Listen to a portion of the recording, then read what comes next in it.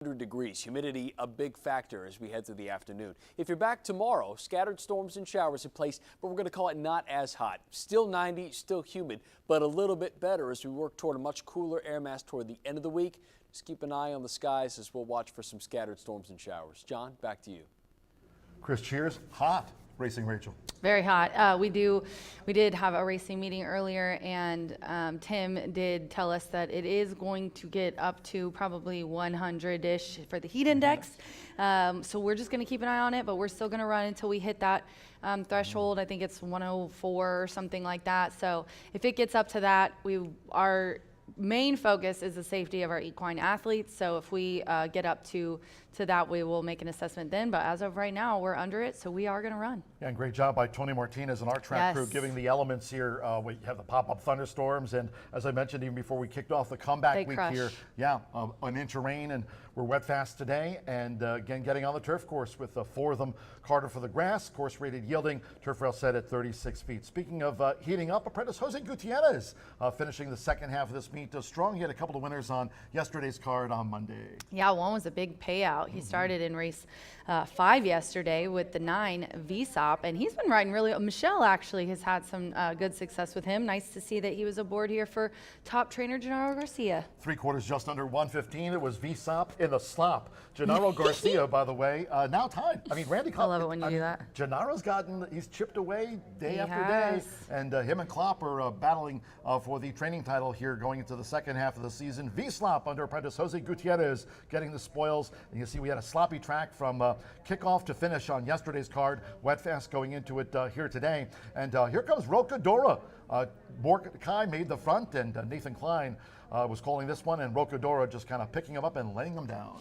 Yeah, it was a very nice ride by him. Israel Garcia also had a couple of nice races with Jose.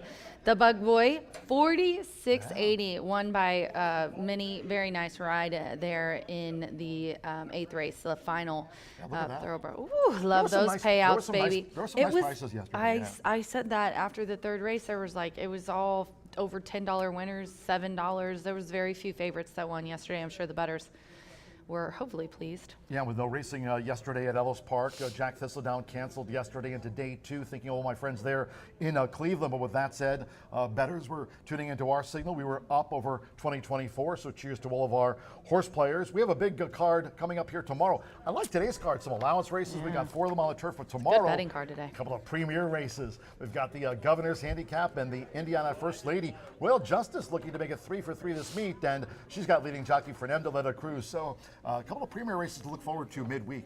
Yes, we kick off the premier racing tomorrow with the handicap for 3-year-olds, the Indiana First Lady. It's a $200,000 guaranteed handicap, 1 mile and 70 yards. And we have a nice full field of 12 with 4 AEs. And the pressure is on for Hot Middles and Tiana.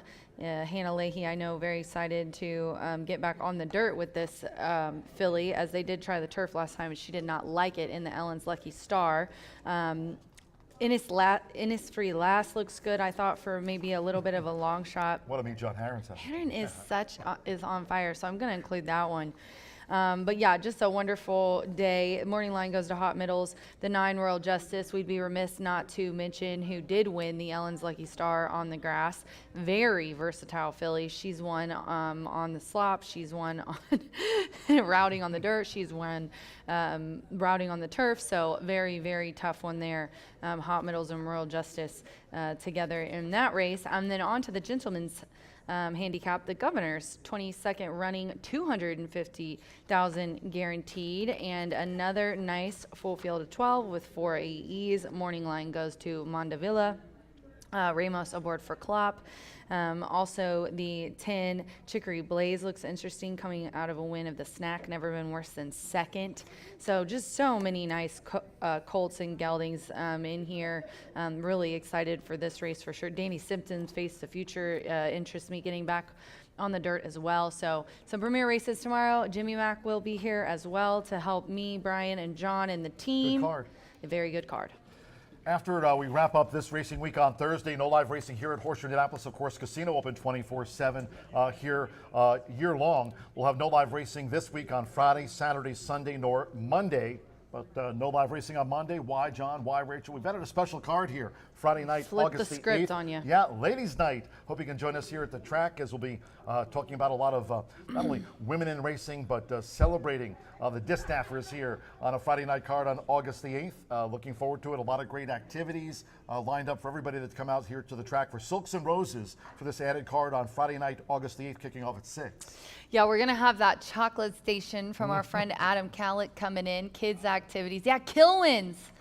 $1 per piece. Tammy was telling us about this. All proceeds will benefit Indiana Women in Needs. Check out Kilwins, a new chocolate shop that they have there. I believe it's in Fishers. Oh, yeah. We also are going to have a build your own bouquet, $10 per bouquet. You get to pick your own. You put together fillers and flowers and everything, and then all proceeds will benefit I Win.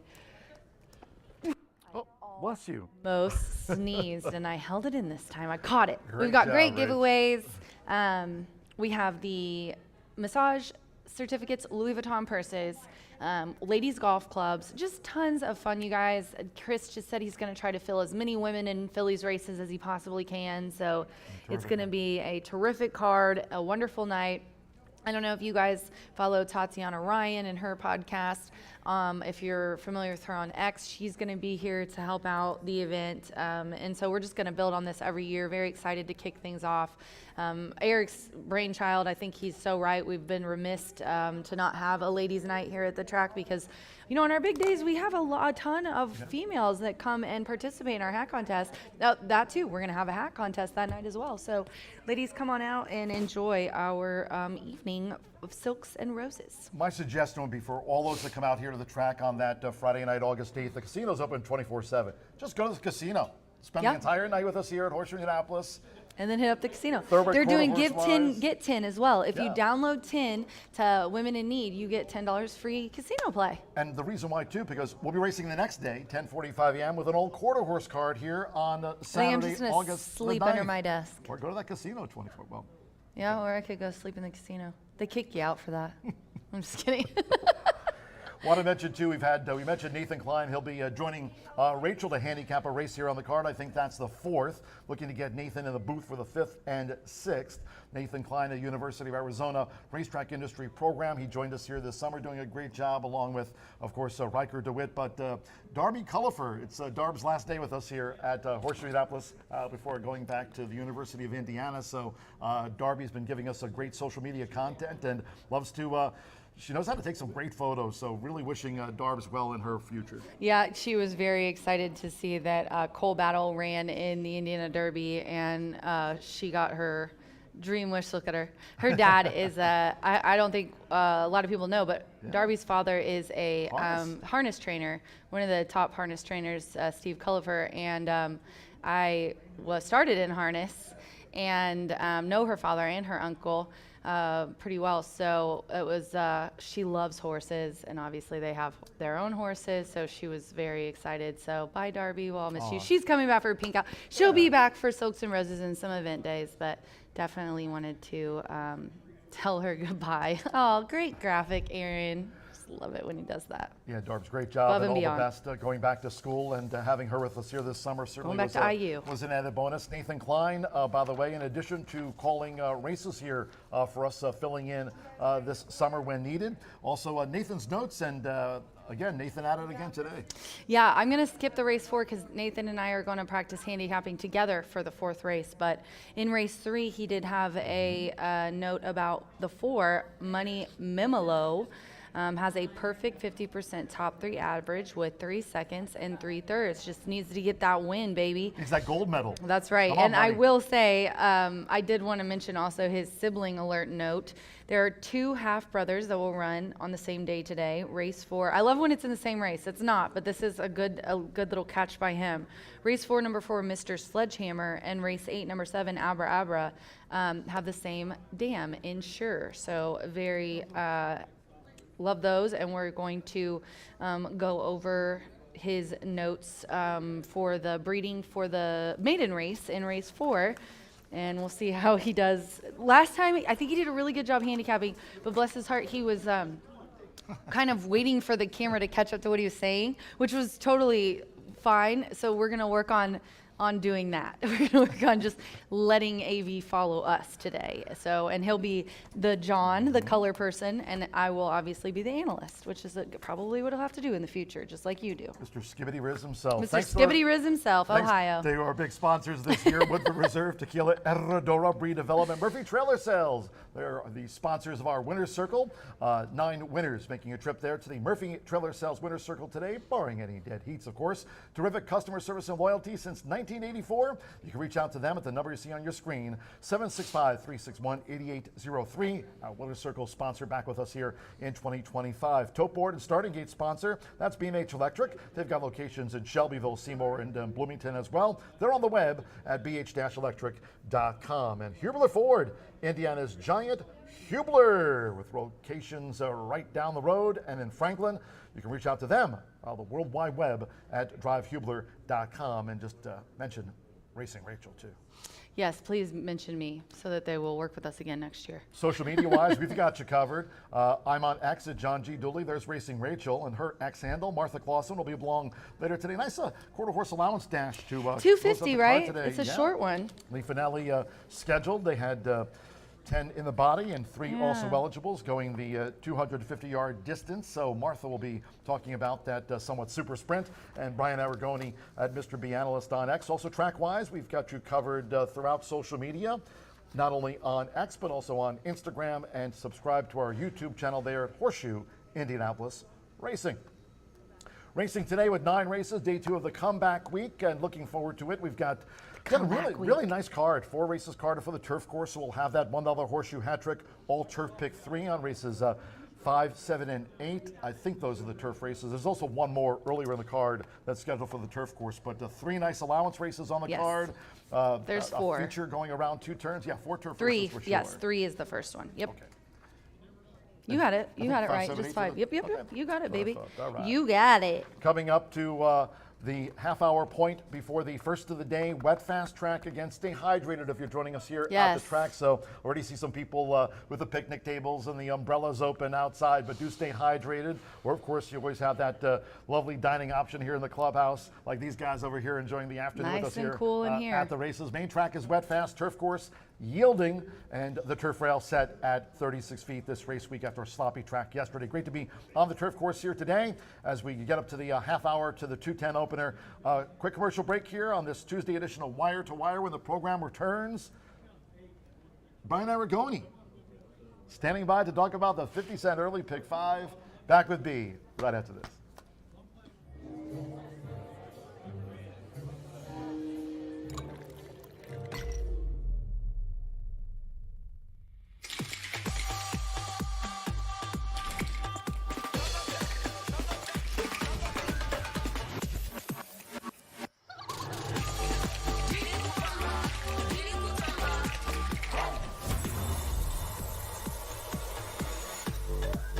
Tequila Herradura. Extraordinary awaits. Jack Daniel starts here. From cave spring water to sugar maple charcoal to smooth Tennessee whiskey. Made by those who pour everything into their craft. That's what makes Jack, Jack.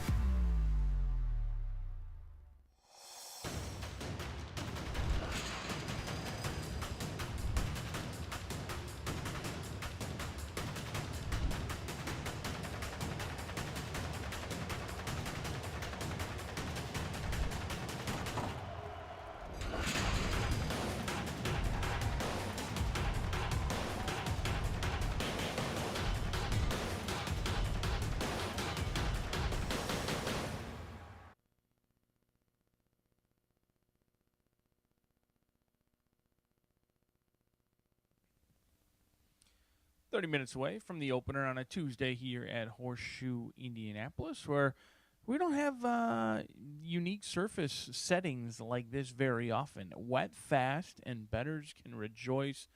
Yielding turf course is difficult to handicap. However, I much prefer a yielding surface over an off-turf, all-dirt surface as a better. So certainly going to add some intrigue, especially on the back end of that card. You've got That $1 horseshoe hat trick kicking off in race number 5, ending with the last 2 races, the thoroughbred races, in races 7 and 8. And that 8th race is a complete doozy. You've got state-bred horses all looking for their first career victory, many of them trying the turf for the first time. It is a guessing game as to who's going to win. So we are thankful to be able to be on the turf course despite the heat, despite the rain, despite the weather.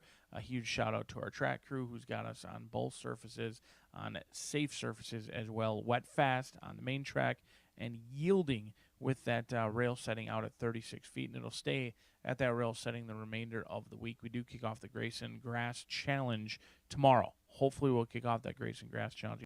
His names in racing, all going to a good cause. So looking forward to getting back on that turf course, but now 28 minutes away. Let's take a look at the first 5 races. Now, I'll give you how I'm going to play my pick 5, but maybe just some analysis of the first 5 races. Take what you want from this tidbit, as we're about a half hour away. 5.5 furlongs going to be the distance in the opener. No scratches, no changes, and I think they got to catch Jam and Justice. I'd love to get creative. If you've been following me for a while, you know I don't try to take too many 3 to 5 or 4 to 5s, but I think Jam and Justice is certainly the horse to beat. The 2 horses that I may fear if I wasn't going to single, I just don't think there's much value in adding either of them.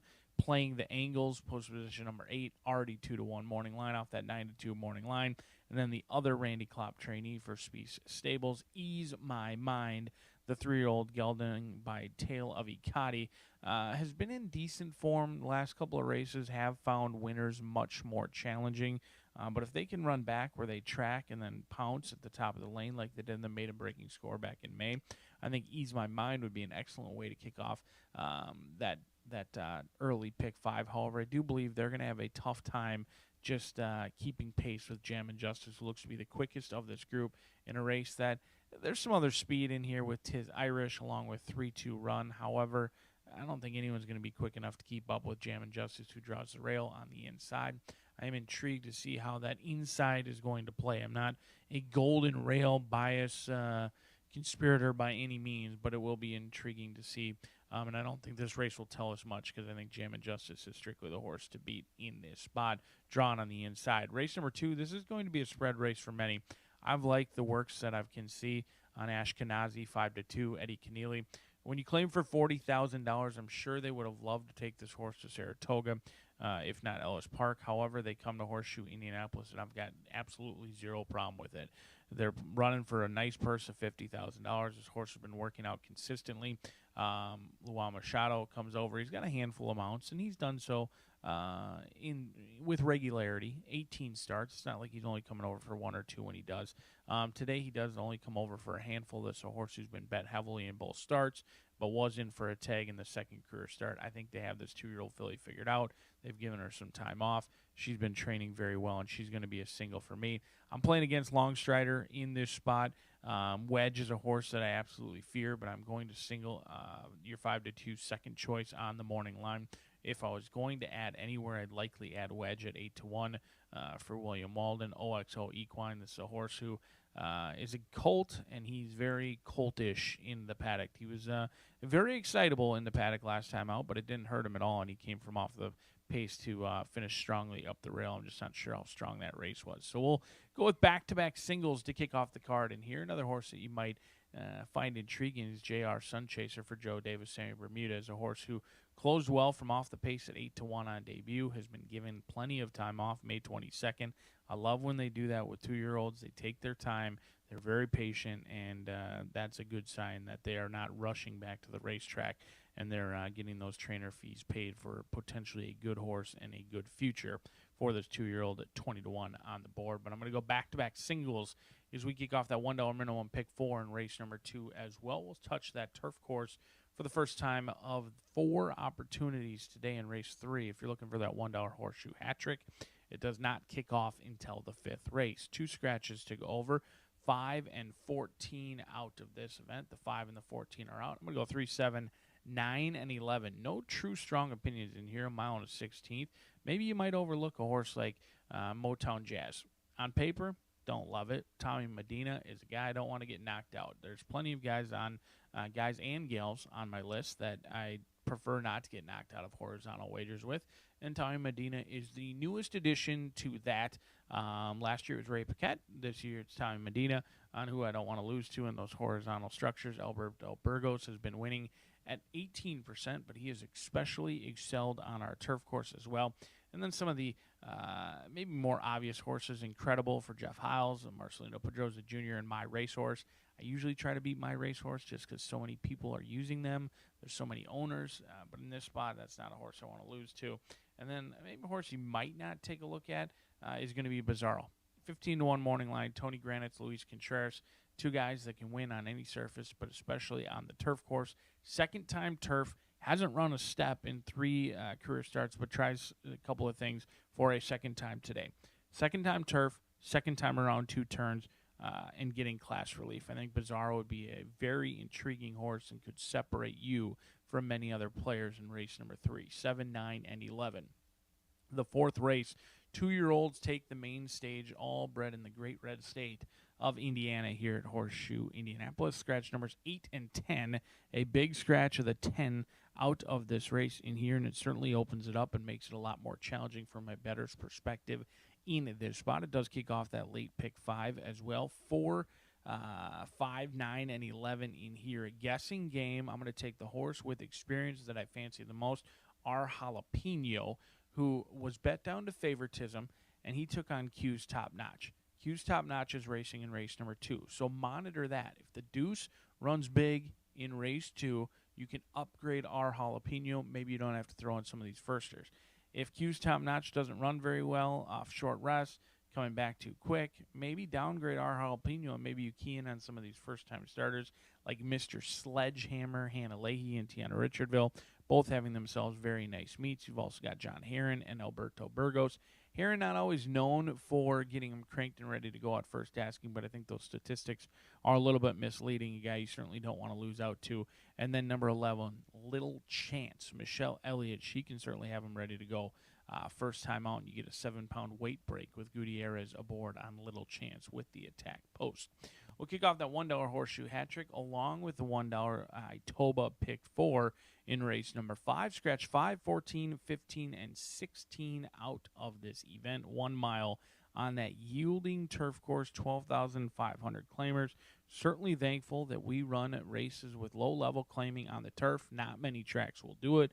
We certainly will, and better should rejoice as it does yield big fields and oftentimes big payouts, and this race is wide open.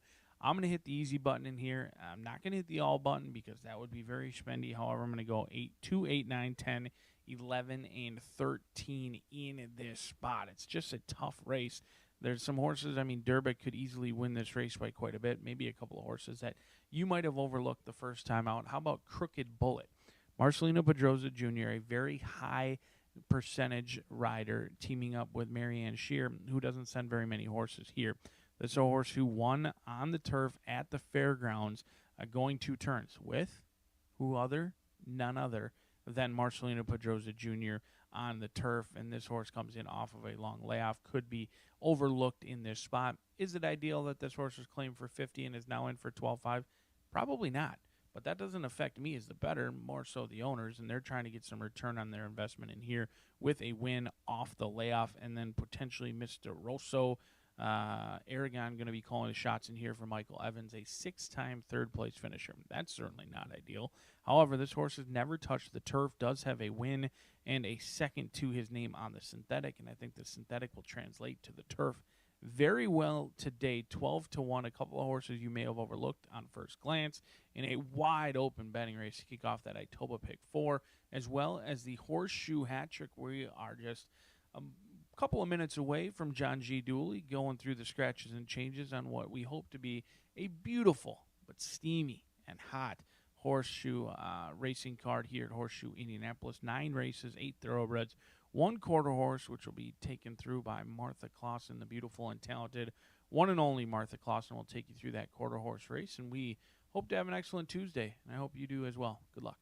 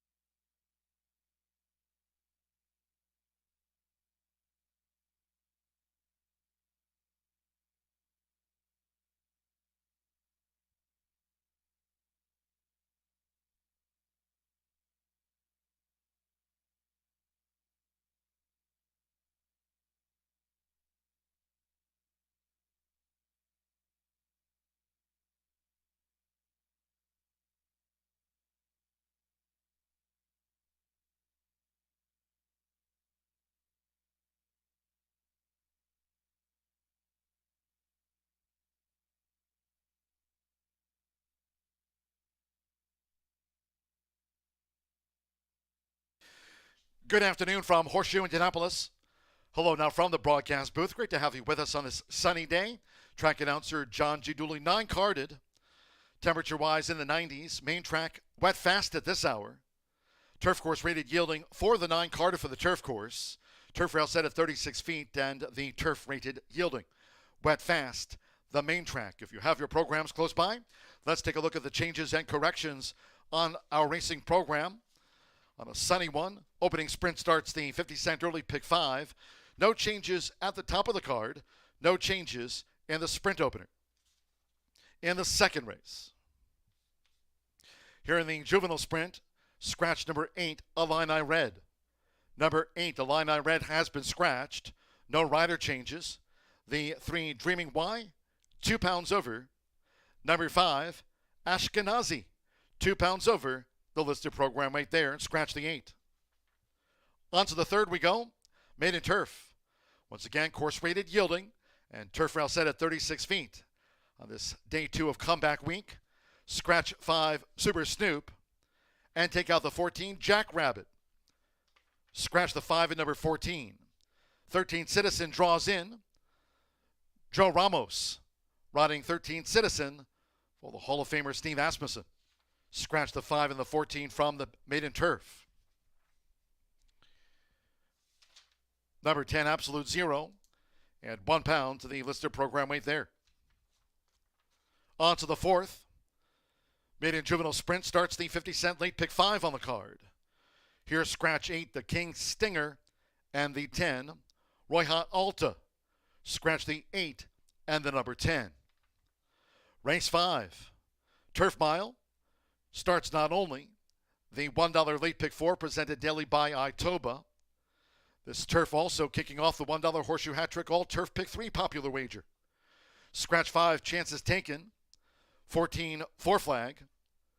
Scratch 15, Texas Cyclone, and 16, Multiple Opinions. 13, Born Flashy, draws in. Born Flashy, the number 13 will run. Scratch the 5, 14, 15, and the number 16. The 7, Act Your Wage, 1 pound over.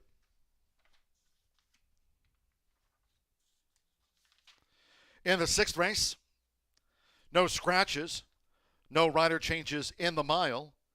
A couple of reported overweights. 2, Mama's Wish, add 1 pound to the weight. 7, Big Thomas, 1 extra pound. All 9 run. Race 7, one of the 4 carded for the turf course.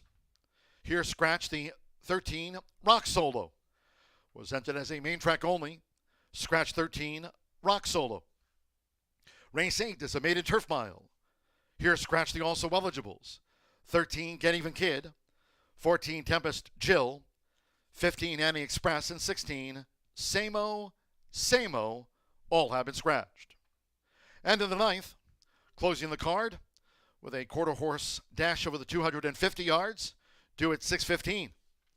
Here, scratch the also eligibles. 11, Runaway Deluxe. 12, The Spirit Moves Me. And the 13, Grandfire GL. Scratch the also eligibles. Number 7, AP Tempting Blue Eye. A jockey change to Edgar Diaz on 7, AP Tempting Blue Eye. Horses in the walking ring for the first sprint. Sunny skies, 90s. Main track label wet fast to start. For the 9, Carter for the turf course. Rated yielding. Turf rail set at 36 feet. 10 minutes away from the first. Make it a great day with us here at Horseshoe Indianapolis.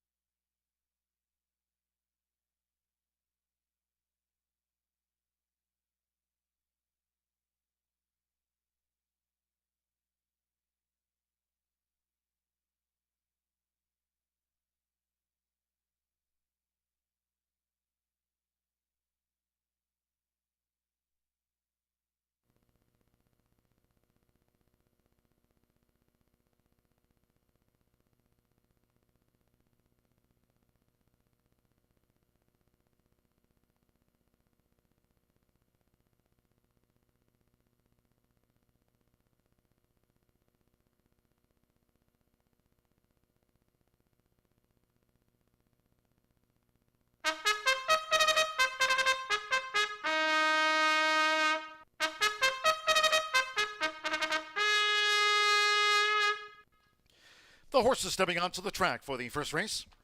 The opener carded at 5.5 furlongs. Here a field of 8. No changes at the top of the card. Here all 8 run. Race 1 with exacta, trifecta, superfecta, double pick 3 and started the 50-cent early pick 5. Main track label wet fast. 4 races carded for the turf course rated yielding. Turf rail set at 36 feet this race week. Wet fast, the main track condition. 2 minutes to post time, 2 minutes to the sprint opener.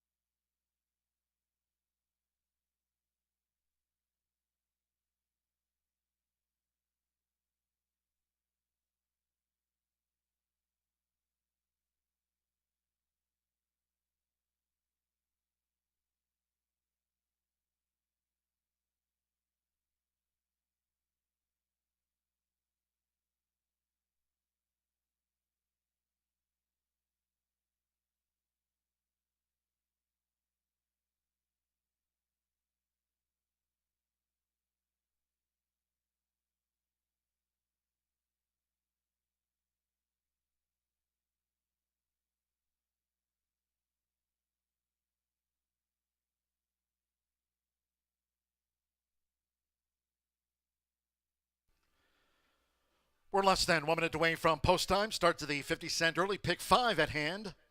Less than 1 minute. Main track wet fast.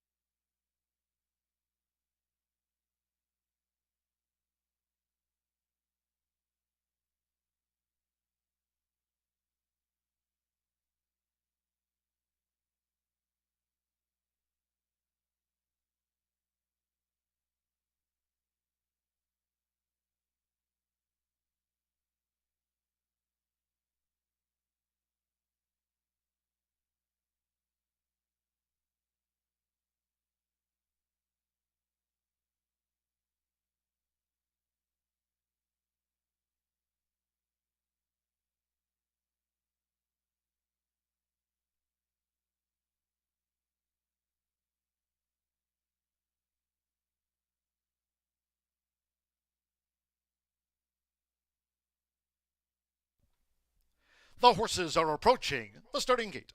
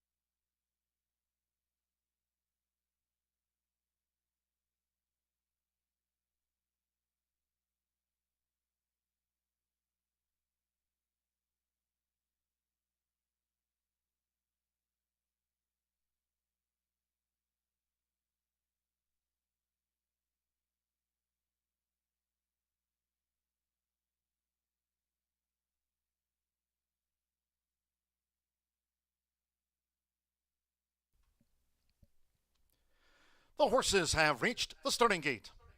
It is now post time. They're going in. Rodney Prescott with Gem and Justice. Mitch Merle, Costly Pass coming up in the blue. Sammy Bermudez with Mox Nix.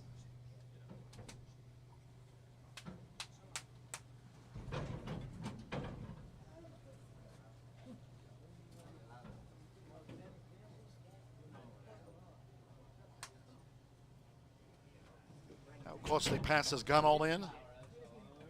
Josh Morales with 3-2 run. Celio Flacco, the pilot, with Dowie for his new connections here at 5.5 furlongs. Dowie going in.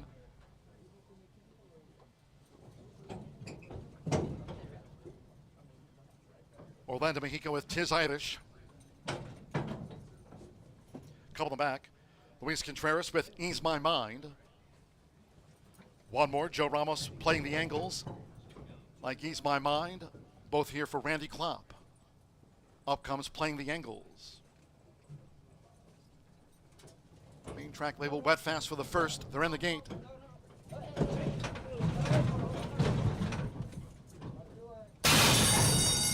Lincoln running out Horseshoe Indianapolis. Gem and Justice quick away along with Dowie and Ease My Mind in the maroon cap. It's Gem and Justice. With Rodney Prescott, Gem and Justice has the rail and the 4-year-old speed to lead. Dowie as they make this dash toward the half-mile pole. Ease My Mind's in the maroon cap, joined by Tiz Irish. Playing the Angles, running a wide 5th. Mox Nix is in 6th. Costly Pass 7th in traffic, and Beaten for Pace. 3-2 run trails here in the Tuesday opener.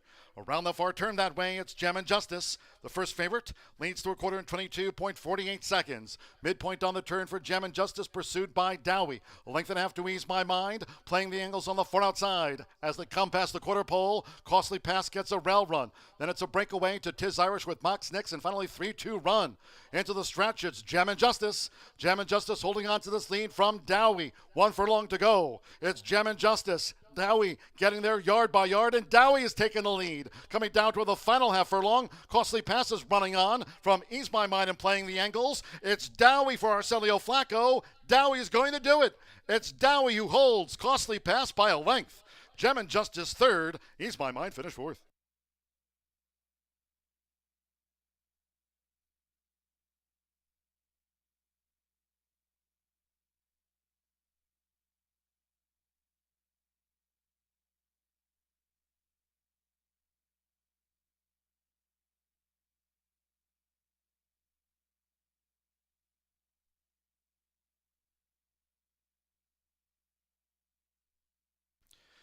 .105.62 after the first sprint. Wet Fast Track, 105.62. 6517. The judges have posted the unofficial top 4 after race 1, first number 6. Dowie at 7-1. Here's the slow-mo. 5 Costly Pass at 25-1 second. Game effort. Just couldn't reel Dowie in. 1 Gem and Justice at 1-2. The first favorite was third. 7 Ease My Mind at 13-1, getting into the frame. Playing the Angles. Tiz Irish. Mox Nix at 13-1. 3-2 run never picked up. 6517. Hold all tickets until official.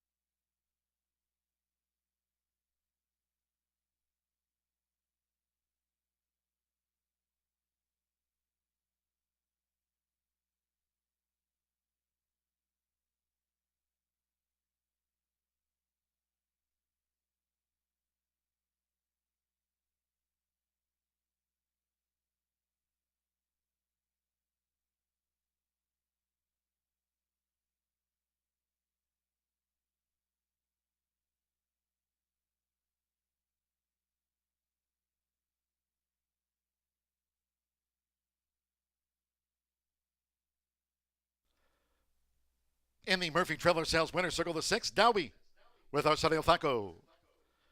Dowie is a 3-year-old bank gelding by Gormley out of St. Savior by Yankee Victor. Trained now by Lily Gonzalez. A winning claim was Dowie for Esteban R. Gordillo Ramirez, LLC. Horseshoe Indianapolis congratulates the winning connections of Dowie.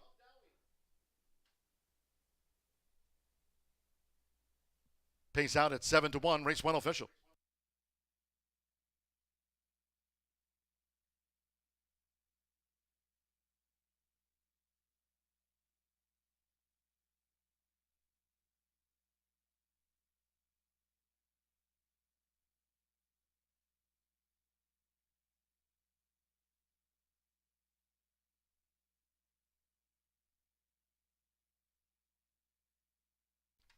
First results in.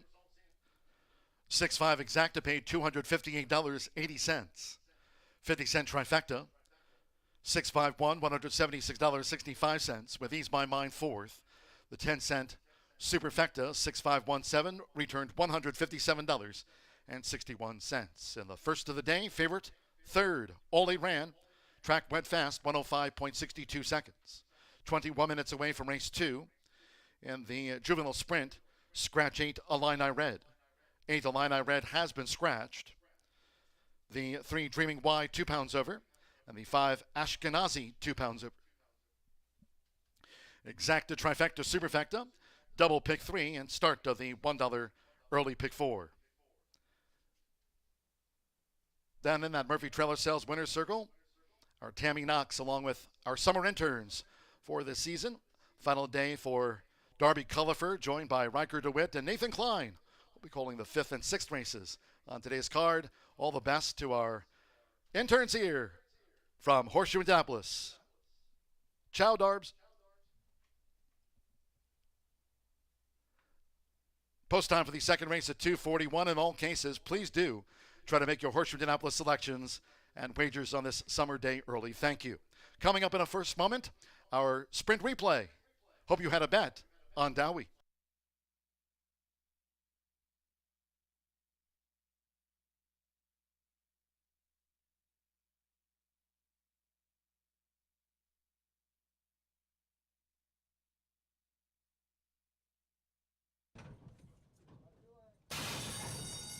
Lincoln running out Horseshoe Indianapolis. Gem and Justice quick away along with Dowie and Ease My Mind in the maroon cap. It's Gem and Justice. With Rodney Prescott, Gem and Justice has the rail and the 4-year-old speed to lead Dowie as they make this dash toward the half-mile pole. Ease My Mind's in the maroon cap, joined by Tiz Irish, playing the angles, running a wide 5th. Mox Nix is in 6th. Costly Pass 7th in traffic, and beaten for pace. 3-2 run trails here in the Tuesday opener. Around the far turn that way, it's Gem and Justice. The first favorite leads through a quarter in 22.48 seconds. Midpoint on the turn for Gem and Justice, pursued by Dowie. A length and a half to Ease My Mind, playing the angles on the far outside. As they come past the quarter pole, Costly Pass gets a rail run. Then it's a breakaway to Tiz Irish with Mox Nix, and finally 3-2 run. Into the stretch, it's Gem and Justice. Gem and Justice holding on to this lead from Dowie. 1 furlong to go. It's Gem and Justice. Dowie getting there yard by yard, and Dowie is taking the lead. Coming down to the final half furlong, Costly Pass is running on from Ease My Mind and playing the angles. It's Dowie for Arsenio Flacco. Dowie is going to do it. It's Dowie who holds Costly Pass by a length. Gem and Justice third. Ease My Mind finished fourth.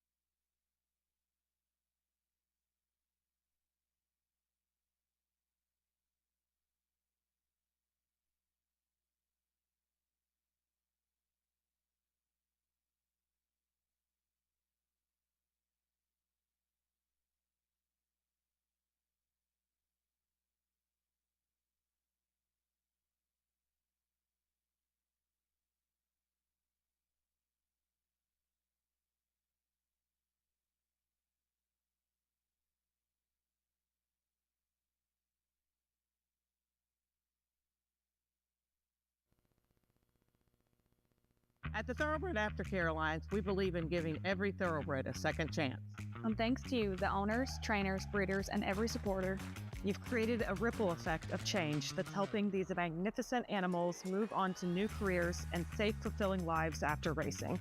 Every single donation, whether big or small, is contributing to a brighter future. But this race is just beginning. Because of you, we have gained incredible momentum and we're ready for more. When it comes to horse racing, you can never have too much information. With Twin Spires, you can place your bets with confidence. Whether you use handicapping insights like our Brisnet speed ratings, prime power and past performances, the guidance of our experts' top picks, or just choose a name that catches your eye. Yes! No matter how you pick your horse, bet with Twin Spires. And now you can race to victory with Twin Spires tournaments.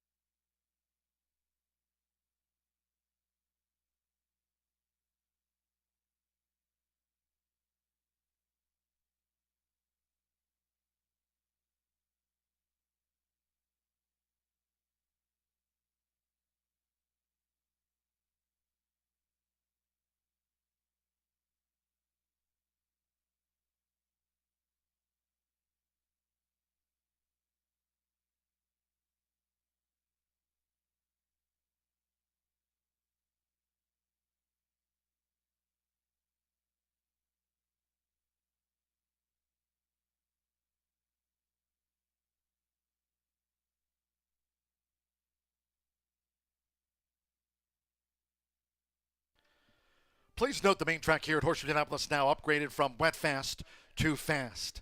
Second race, Juvenile Sprint. The main track, labeled fast. And again, 4 Carter for the turf course, rated yielding.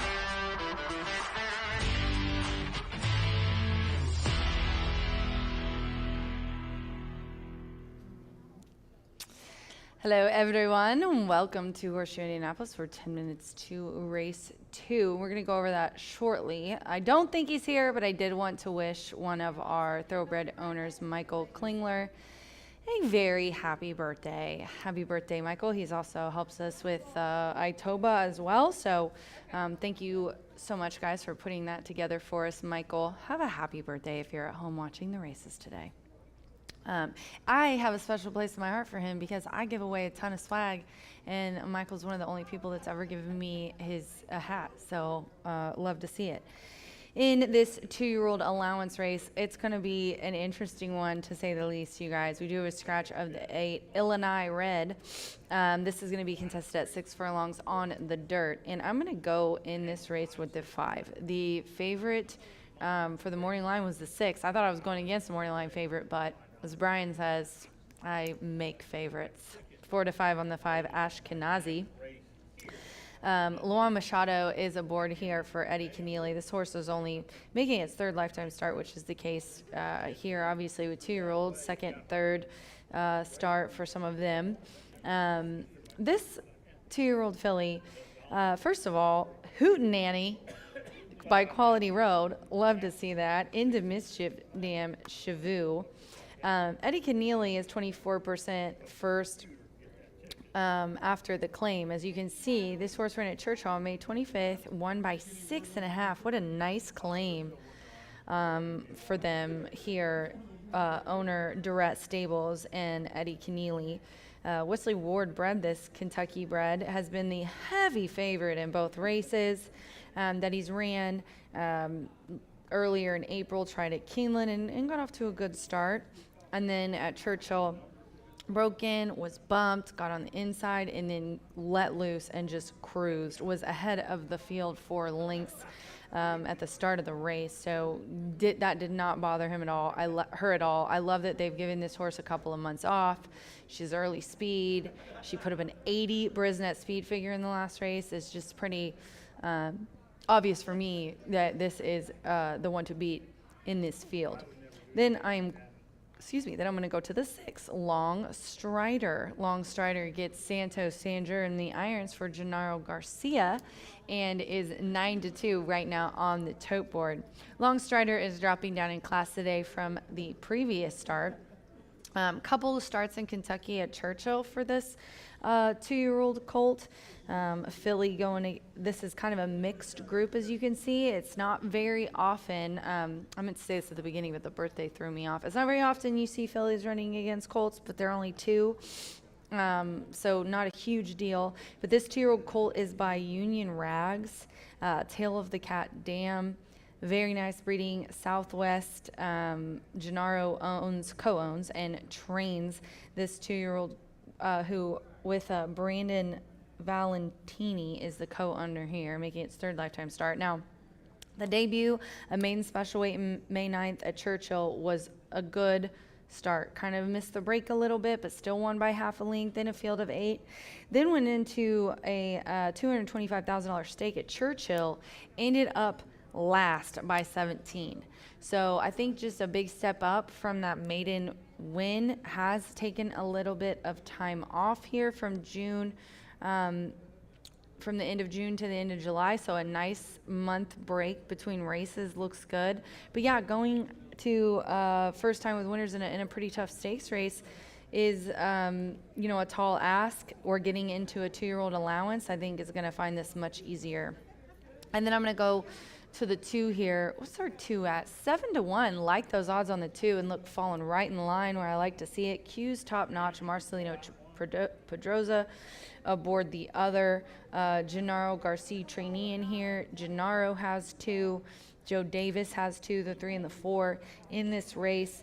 The other Gennaro Garcia is co-owned by White Hot owner and also Winner's Circle sponsor, Mr. Bruce Murphy himself, and his beautiful wife, Lori Murphy.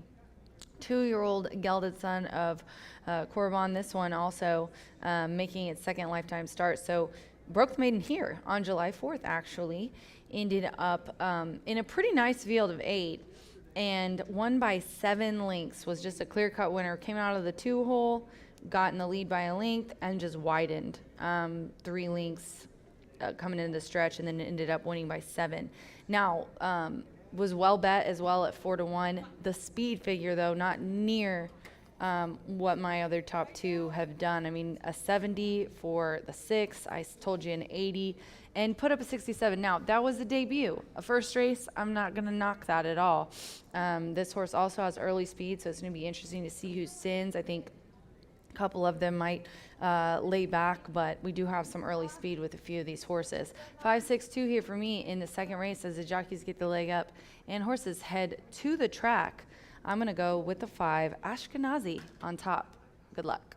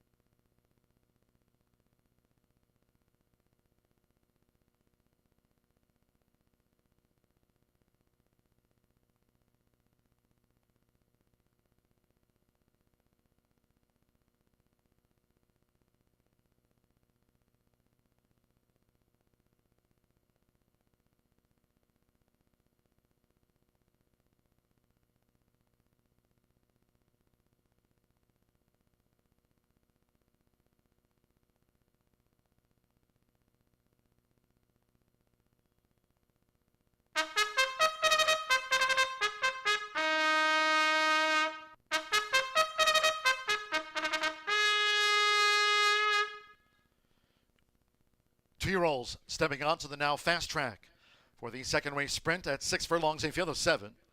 Number 8, Illini Red, has been scratched. Scratch 8, Illini Red. There are no rider changes. A couple of overweights. 3, Dreaming Y, plus 2 pounds. 5, Ashkenazi, 2 over. Exacta, Trifecta, Superfecta, double pick 3. Juvenile Sprint starts the $1 early pick 4 off. 2 minutes to post time, 2 minutes.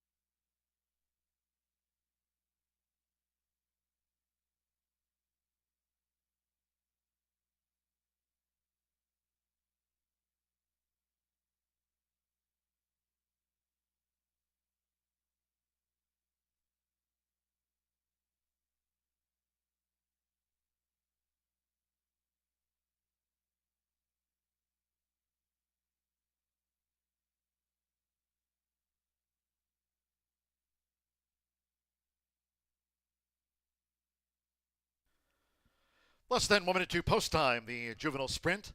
Fast track starts the $1 early pick 4. Less than 1 minute.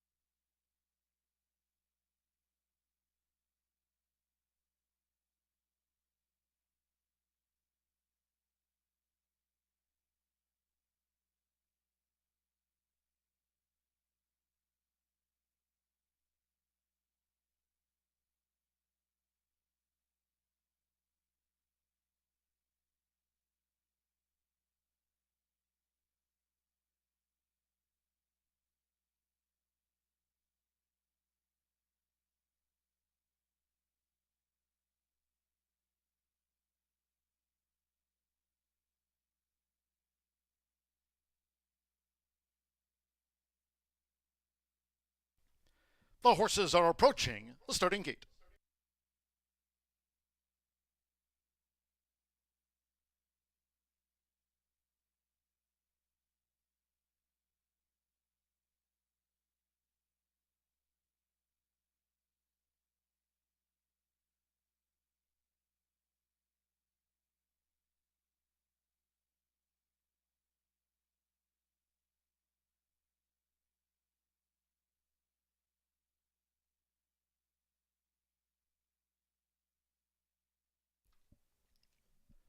The horses have reached the starting gate. It is now post time. Loading in front of starter Rank Kowick. Jan Hernandez with It Takes a Cowboy. The first juvenile in here for the sprint. Samuel Bermudez with JR Sunchaser coming up.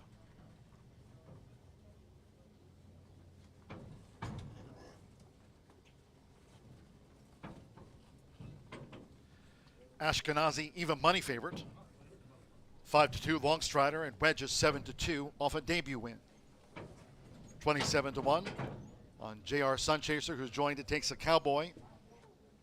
Juan Machado with Ashkenazi. She went in well, Ashkenazi. Marcelino Pedrosa Jr., Q's top notch. It's a debut winner here. Sando Sanjo with Long Strider to post 6. Luis Contreras with Dreaming Y. 33-1 on Dreaming Y. Ashkenazi 4-5 favorite. One more Joe Ramos Wedge. He won here on June debut. Main track at Horseshoe Indianapolis now fast. Seconds of the day, they're in the gate. And they're off. And toward the inside, there's Q's top notch going to the front straight away, and Ashkenazi. She's showing sharp speed, and Ashkenazi just heads off Q's top notch like that and is dashed away here for Juan Machado. Q's top notch now chases the pace. Ashkenazi leads. Then toward the inside is Dreaming Y with on the outside Wedge, and in between horses, JR Sunchaser, Long Strider, and with the rail, It Takes a Cowboy is drifted back toward last. They enter the far turn. The quarter for Ashkenazi. 22.57 seconds with 3 furlongs still in front of her. It's Ashkenazi who spearheads them. Ashkenazi around the far turn from Q's top notch. Wedges out there in the 3-path. Ashkenazi now on the edge of the quarter pole from Q's top notch alongside. Wedges a wide third, Dreaming Y running in fourth. Long Strider, It Takes a Cowboy, and JR Sunchaser tailed off as these two-year-olds straighten away. Half mile, 46.63 seconds. Ashkenazi, Q's top notch now for Marcelino Pedrosa Jr. Q's top notch has taken the lead, slightly edging left, but it's clear now of Ashkenazi down toward the final half furlong. Wedges third, then It Takes a Cowboy and Long Strider. They're close to home. Q's top notch makes it 2 for 2 here at the shoe. Q's top notch by 5 from Wedge. Then Ashkenazi, Long Strider, and It Takes a Cowboy.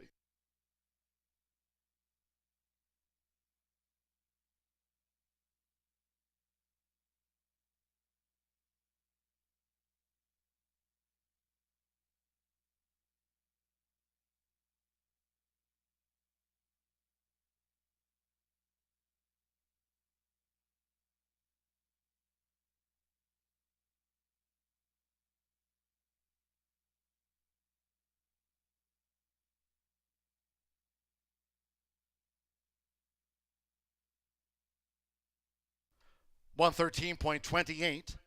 After the juvenile sprint, fast track, 113.28 seconds, 2:7.56. The judges posting the full unofficial run order after race 2. 2 Q's Top Notch, 9-2 first. 7 Wedge. At 9-5 was second. Number 5 Ashkenazi. At 7-5, the favorite, she runs third. Here's with the slow-mo. 6 Long Strider at 4-1 was fourth. It takes the Cowboy fifth, well clear. 2:7.56. Hold all bets until official. Marcelino Pedrosa Jr. on the son of Corban, now 2 for 2 for Gennaro Garcia, Bruce, and Lori Murphy at 9-2.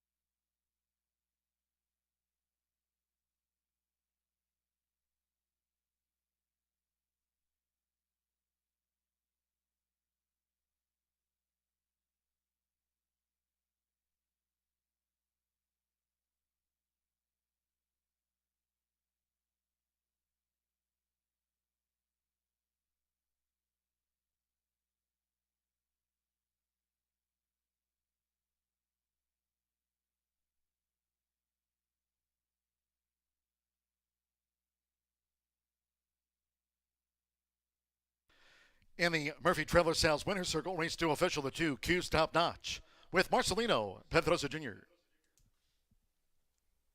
Q's Top Notch is a 2-year-old chestnut gelding by Corban out of the Charging Indian mare. Charging on by Racing 4 trainer Gennaro Garcia's Southwest Racing Stables Incorporated, Bruce Murphy and co-owner Lori Murphy. Horseshoe Indianapolis congratulates the winning connections of Q's Top Notch, takes out the juvenile sprint. 2-7 exacta, $30 even. 50-cent trifecta, 275, $32.65. 6 and 2 was the first double combining Dowie with Q's Top Notch, and even $83 with Long Strider back in fourth. It takes a Cowboy fifth. 10-cent superfecta, 2.756, paid $8.65. In the juvenile dash, the 8 was a non-runner. Favorite, third. 7 ran, 113.28 fast. Race 3, 104 today, Carter for the turf course. Now that's rated yielding. 4 today on the turf. Turf rail set at 36 feet, course yielding. In the maiden, scratch 5, Super Snoop, and 14, Jackrabbit. Scratch the 5 in the number 14. 3, Citizen, the jockey, Joe Ramos. Joe Ramos riding 13, Citizen. In the maiden turf, 10, Absolute Zeros, a pound over. Exacta, trifecta, superfecta, double pick 3. Post time will be at 3:11.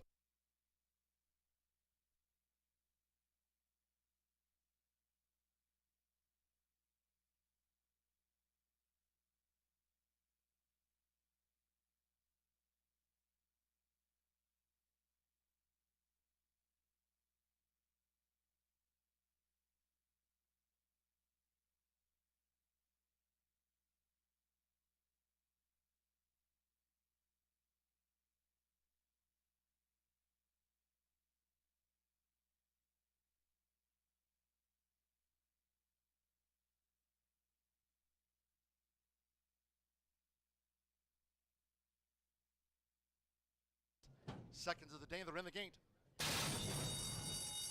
And they're off. And toward the inside, there's Q's Top Notch going to the front straight away, and Ashkenazi. She's showing sharp speed, and Ashkenazi just heads off Q's Top Notch like that, and is dashed away here for Luan Machado. Q's Top Notch now chases the pace. Ashkenazi leads. Then toward the inside is Dreaming Why with on the outside Wedge, and in between horses, JR Sunchaser, Long Strider, and With the Rail. It takes a Cowboy is drifted back toward last. They enter the far turn. The quarter for Ashkenazi. 22.57 seconds with 3 furlongs still in front of her. It's Ashkenazi who spearheads them. Ashkenazi around the far turn from Q's Top Notch. Wedges out there in the 3-path. Ashkenazi now on the edge of the quarter pole from Q's Top Notch alongside. Wedges a wide third, Dreaming Wide running in fourth. Long Strider, it takes the Cowboy, and JR Sunchaser tailed off as these two-year-olds straighten away. Half mile, 46.63 seconds. Ashkenazi, Q's Top Notch now for Marcelino Pedrosa Jr. Q's Top Notch has taken the lead, slightly edging left, but it's clear now of Ashkenazi down toward the final half furlong. Wedges third, then it takes the Cowboy and Long Strider. They're close to home. Q's Top Notch makes it 2 for 2 here at the shoe. Q's Top Notch by 5 from Wedge. Then Ashkenazi, Long Strider, and it takes a Cowboy.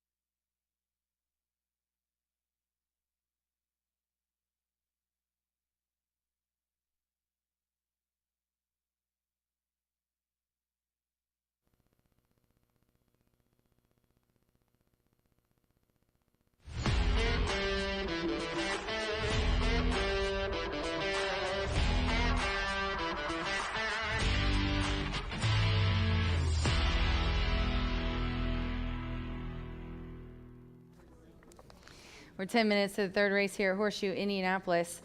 Want to let you guys know we are going to kick off Beat the Bot right here on race 3. We have a brand new AI Allen who is been developed by the Daily Racing Form. He is an artificial intelligence bot, and he has been developed to pick winners.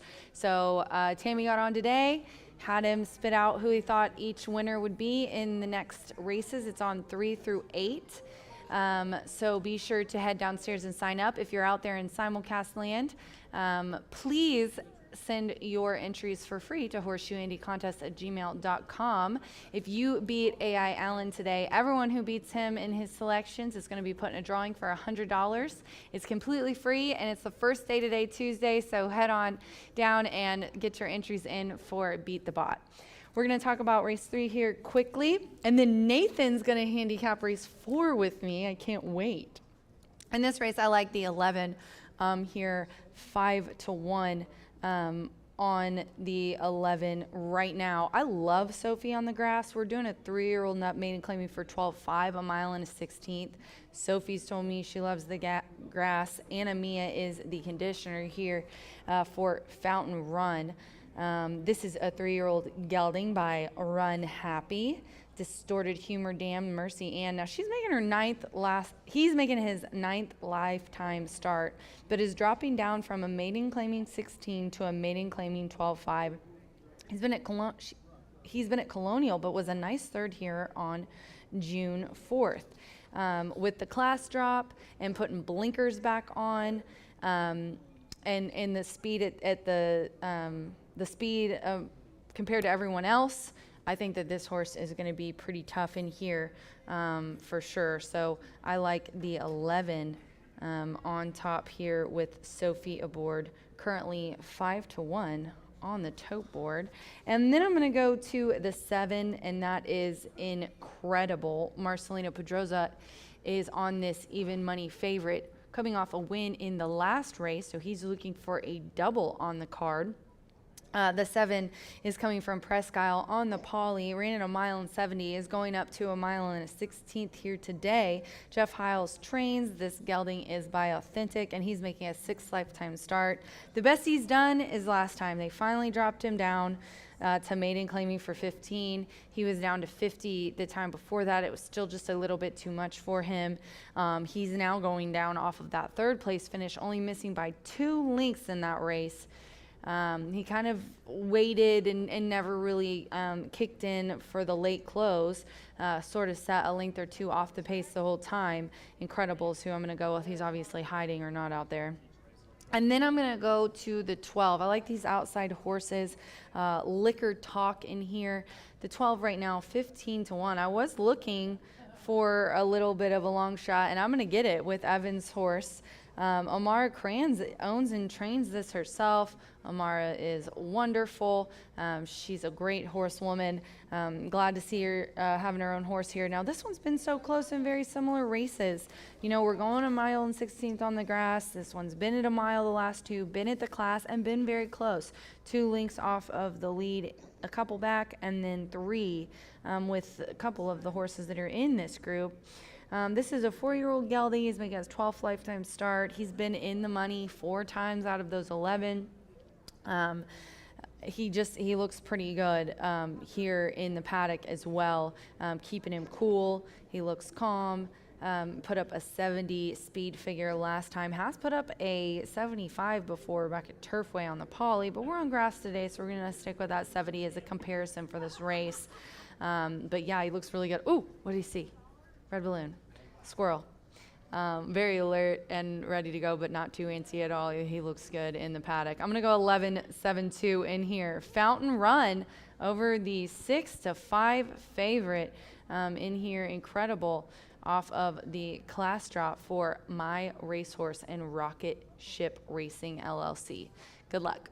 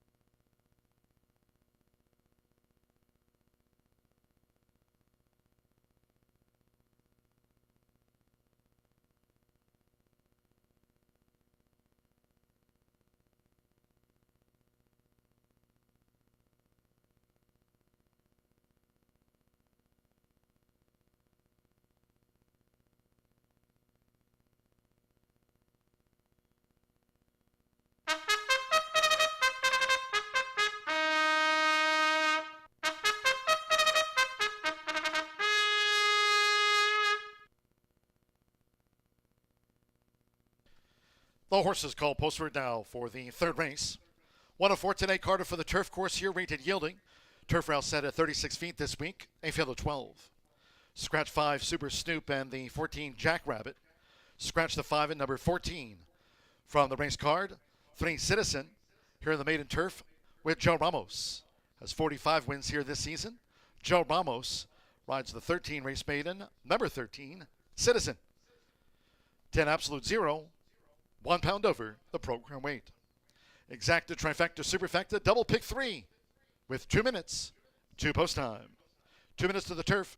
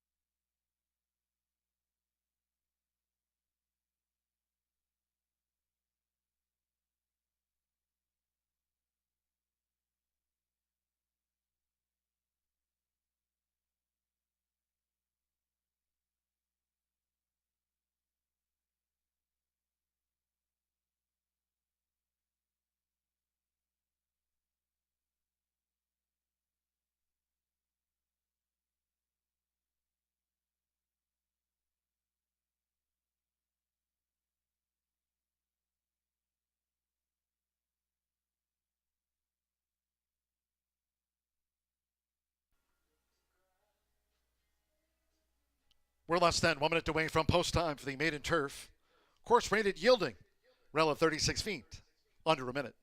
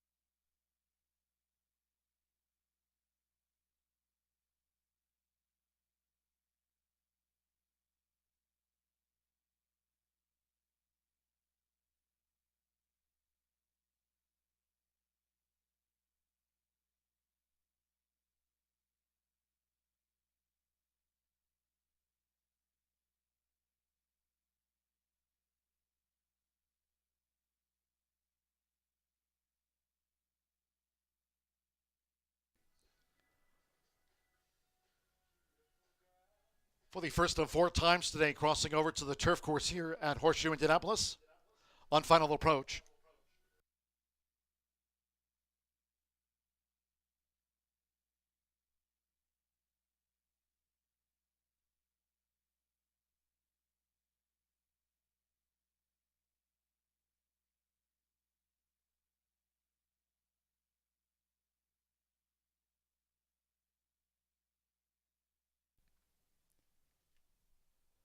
The horses have reached the starting gate.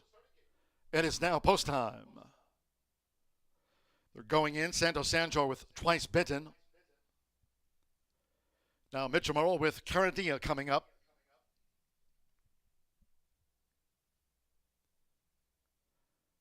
Caradia, Twice Bitten. The first 2 of 12 to move into position. Joe Rocco Jr. with Mi Compadre. Luis Contreras, Bizarro in.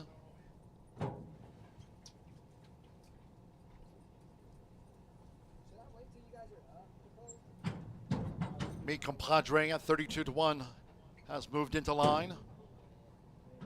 Alberto Burgos with Motown Jazz. Joseph Romero with Absolute Zero.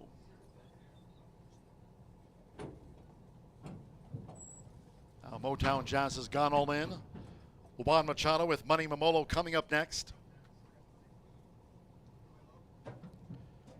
Sophie Doyle with Fountain Run. Evan Roman, Liquor Talk went in well. Waiting for Money Mamolo. Cayuse and Citizen will be last.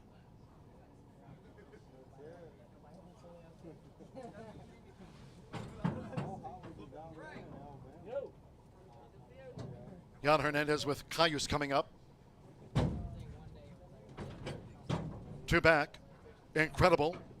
Marcelino Pedrosa Jr. riding for a double on the card. Dowie and Q's Top Notch, our first 2 main track winners. Horse Yielding, another 36 feet, then 1 more. Citizen, Joe Ramos with 45 wins here this season. For the Milan 16th. They're in the gate. And they're off. Incredible broke well. Mi Compadre near the running rail. Twice Bitten taken back. Money Mamolo. Here's Fountain Run going for an early bid. And right with Fountain Run is Liquor Talk as they angle over, making their way toward the first turn. With Joe Rocco Jr., it's Mi Compadre who leads out from a close-up Fountain Run. Liquor Talk and nearest the inside, the Gray Incredibles running in 4th. Caradia has the purple cap in 5th out to the stretch. 6 furlongs to go. Then toward the inside is Money Mamolo saving ground with Citizen outside of Money Mamolo. As these maidens go to the back of this yielding course, Cayuse with Bizarro covering a lot of ground. Meantime, saving ground is Motown Jazz, who's running in 10th. The outside Absolute Zero is 11th, and Twice Bitten trails the dozen. The quarter 22.51 seconds as they go up the back. It's Mi Compadre who dictates the field at 20-1. Fountain Run staying close to the front runner. It's Mi Compadre and Fountain Run 1-2. With on the outside Liquor Talk just in 3rd. Incredible is near the rail there at 36 feet as they head toward the far turn. Then comes Caradia running in 5th. The outside is Citizen with Money Mamolo still saving ground. 3 furlongs to go. Cayuse is next with Motown Jazz, Bizarro. Twice Bitten up 1 spot. And the trailer is Absolute Zero in 12th. Half mile 46.66 seconds arriving at the quarter pole. It's Fountain Run and Mi Compadre. And they take this battle turning for home with Incredible. Looking to close them down. Liquor Talk straightened away in 4th. Then Caradia. Money Mamolo is roundabout in 6th. 3/4. On this yielding turf, 1 minute 10.82 seconds. Fountain Run went to the top. Incredible staying on with toward the inside Mi Compadre. Liquor Talk is in 4th. Then Motown Jazz with a late bid. They're close to home with Sophie Doyle. It's Fountain Run, and Fountain Run has won it. Second photo, Motown Jazz dived at the finish with Incredible, then Money Mamolo and Mi Compadre.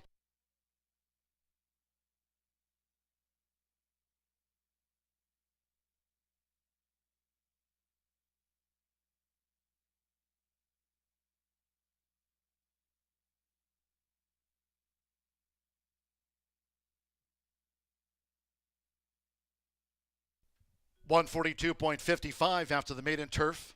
Yielding course 142.55, 11. Fountain Run at 7-2 was first. The judges will examine a photograph before posting the remaining order of finish. photos in back of Fountain Run. Takes it out at 7-2. Sophie Doyle for Anna Mia. Fountain Run was making his 9th career start. Here at 7-2. Of course, yielding around 36 feet. Fountain Run, second photo. Noses in that. Motown Jazz with Incredible. Mi Compadre. Among those next across. Hold all tickets until official. It's gone to Fountain Run after the maiden.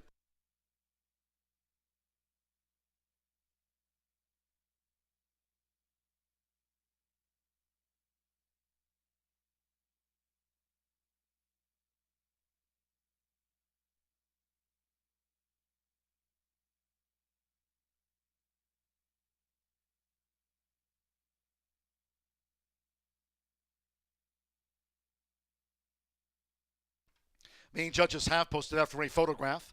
3, Motown Jazz. 5-1 second, and nose over 7, Incredible. 3-1 third, and 2, Mi Compadre. 20-1 fourth. 11-3, 7-2.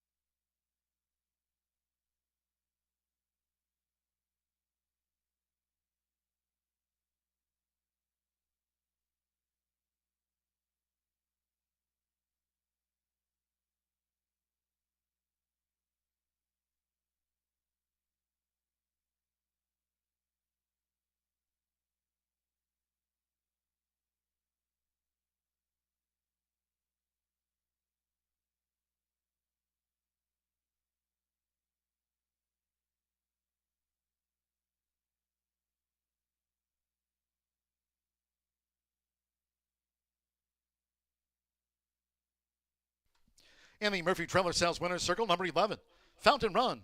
There's Sophie Doyle. Fountain Run is a 3-year-old big gelding by Run Happy. Out of Mercy Ann by Distorted Humor. Owned and trained by Anna Mia, bred in Kentucky by Calumet Farm. Horseshoe Indianapolis congratulates the winning connections of Fountain Run. He's out to the maiden ranks in his 9th run. Takes out the maiden turf here at 7-2 odds.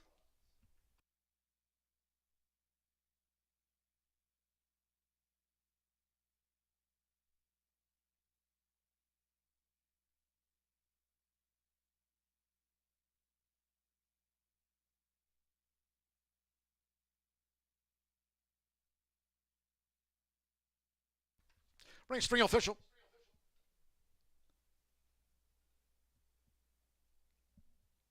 $11.3 exacta paid $86.80. 50-cent trifecta, $92.60. The 50-cent pick 3, first pick 3 of the day, 6 with the 2 with Fountain Run, the number 11, returned $149.30. The Q's top notch, Fountain Run 211 double, $75.60.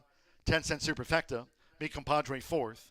11.372, 10-cent superfecta paid $395.40. In the maiden turf, the 5 and the 14 were both non-runners. Favorite, 5th.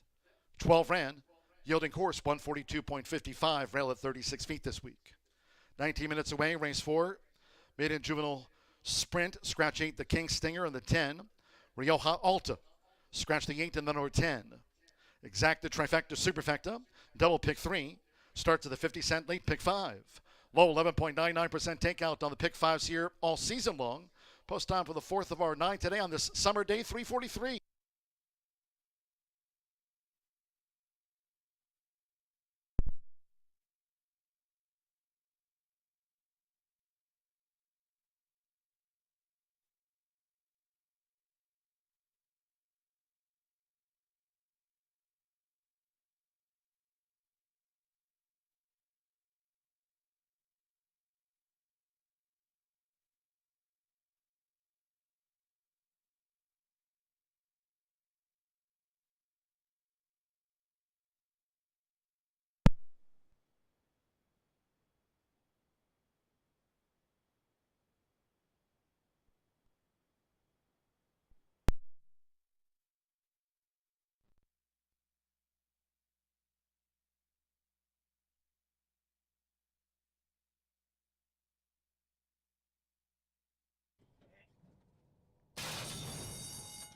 and they're off. Incredible broke well.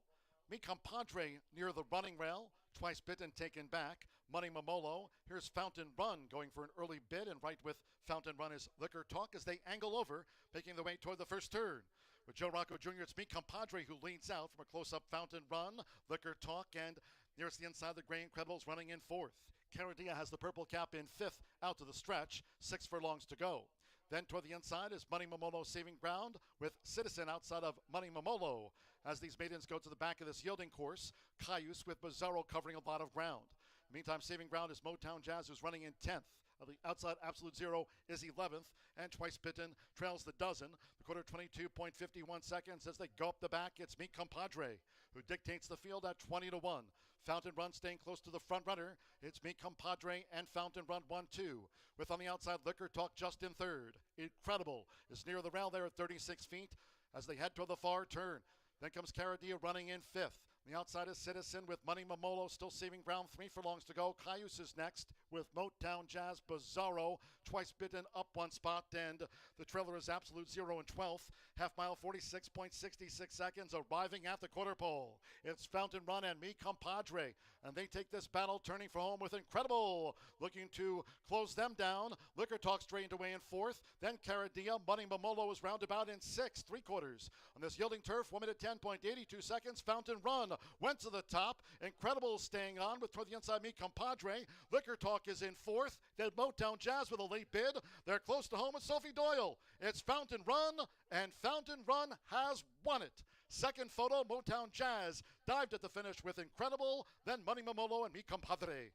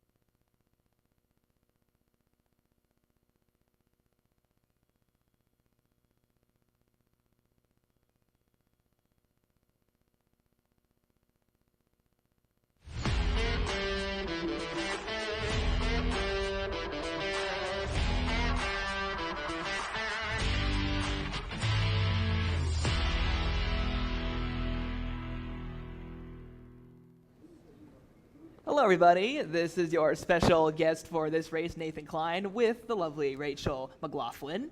Hello. So we are here for race number 4. This is a 2-year-old race, 5 furlongs, so it's going to be a bit of a mad dash with a bunch of youthful youngsters with a lot of potential. We decided to combine our bets into one nice little ball here with 3 horses, the first of which, the top of our picks, is the number 3, Win Thorn. This horse is a half-brother to a horse who ran yesterday, actually, Mordecai. Mordecai finished 3rd in a claiming race in race 8 yesterday. We'll see if Little Bro will do a bit better. But besides those little fun factoids, how about the form? I like this horse a lot, especially for the connections, Nathan. I like the breeder and owner, Shelley Nance. She is the wife of Jonathan Nance. Don't let his percentages fool you. Jonathan knows what he's doing with his horses. These are 2-year-olds. They're kind of tough. You got to watch the tote board for clues, see how they're acting. But this guy looks laid back, honestly, in the paddock, and I like the odds here at 5-1.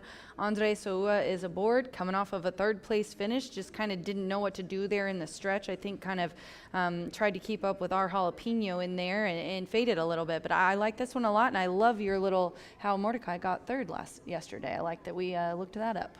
Well, thank you. I appreciate it. Those kind of fun little connections only continue when we go on to our second pick today. That's Maximum Justice. This horse has another fun little familial relation with a horse that's very sentimental to us in turns and to our boss, the lovely Tammy Knox. Maximum Justice is a full younger brother to Jailhouse Justice, or as we affectionately call him, JJ. Jailhouse Justice has been a hard-working horse.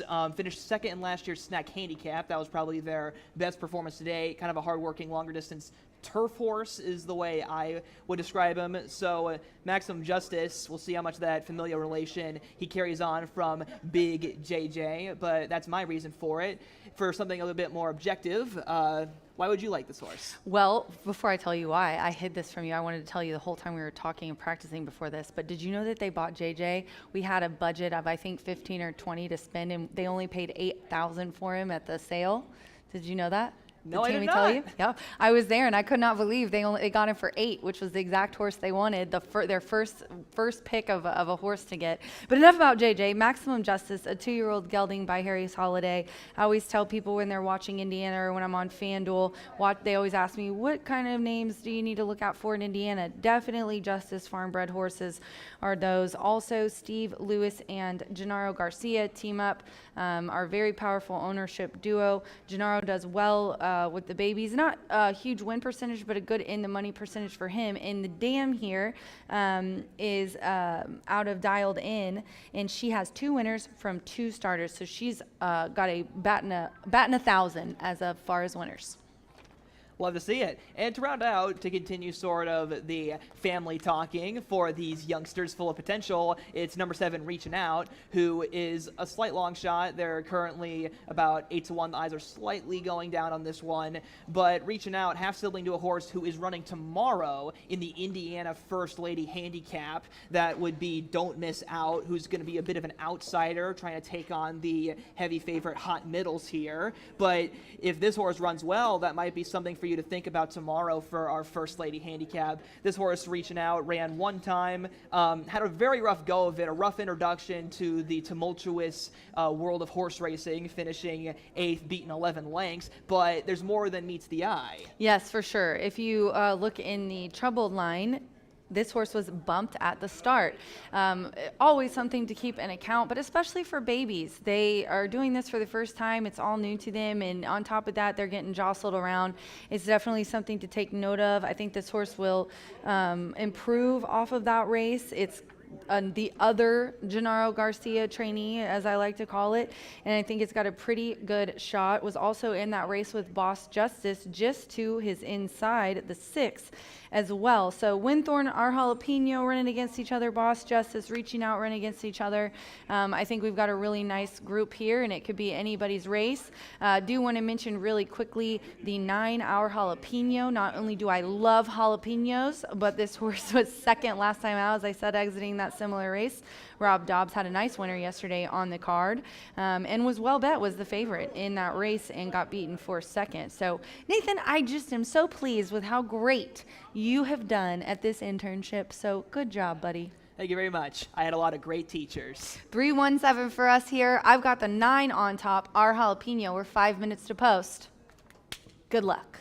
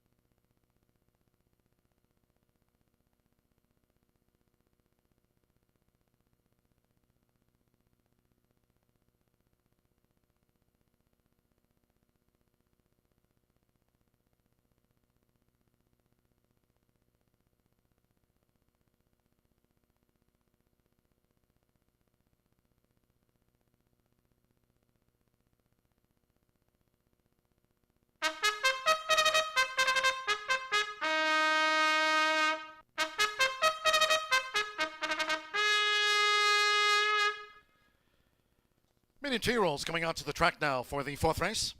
This sprint over the 5 furlongs, a field of 9. Scratch 8, the King Stinger, and 10, Rioja Alta. Scratch the 8 and the number 10 from the race card. No other changes here. Exacta, trifecta, superfecta. Double pick 3 starts at the 50-cent late pick 5. 2 minutes to post time. 2 minutes.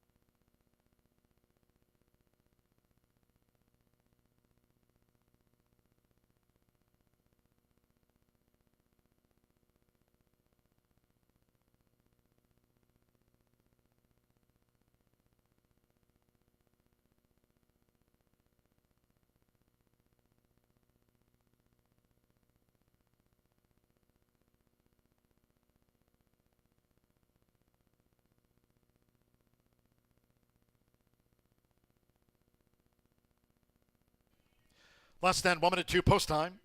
Maiden Juvenile Sprint starts the 50-cent late pick 5. Less than 1 minute.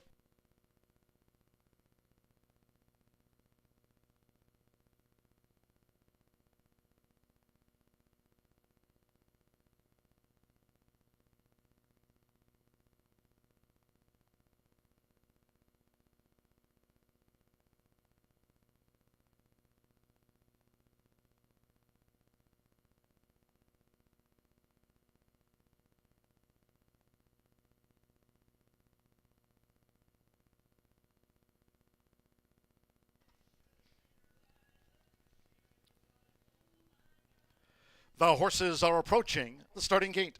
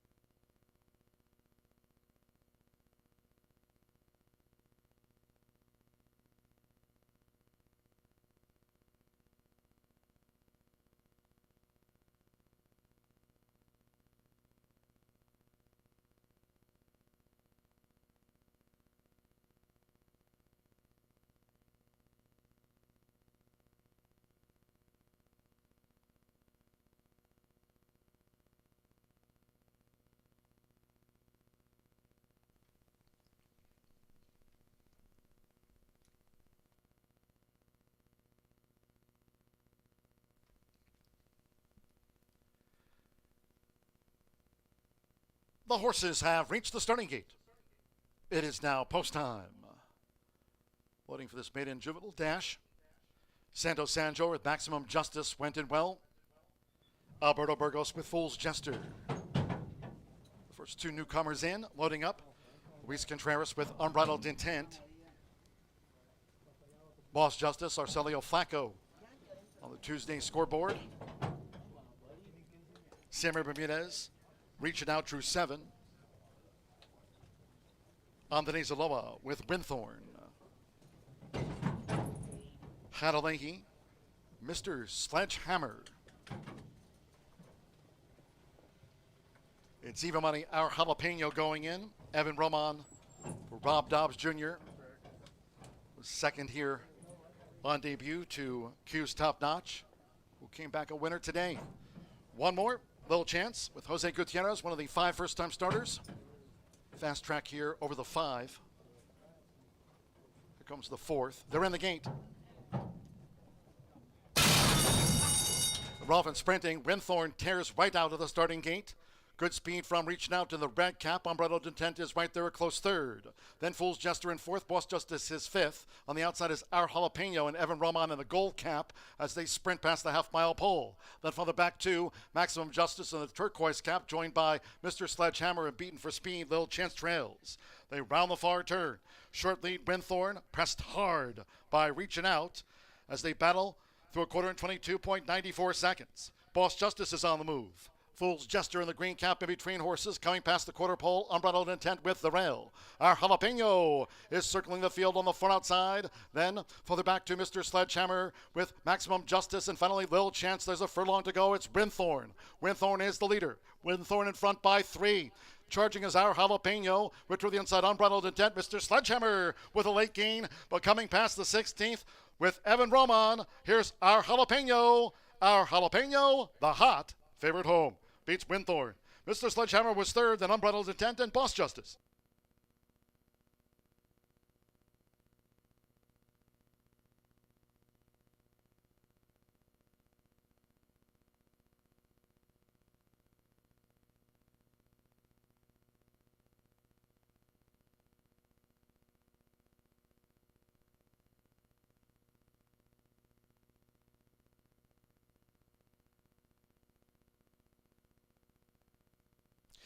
1 minute point 86 after the maiden juvenile sprint. 1 minute point 86, 9.3429. Our Jalapeno at 3-5 first. 3 Winthorn, 4-1, played second fiddle again. The 4, Mr. Sledgehammer, 41-1 was third, and 2 Unbridled Intent, 8-1 fourth while making his bow. Slow-mo, our Jalapeno.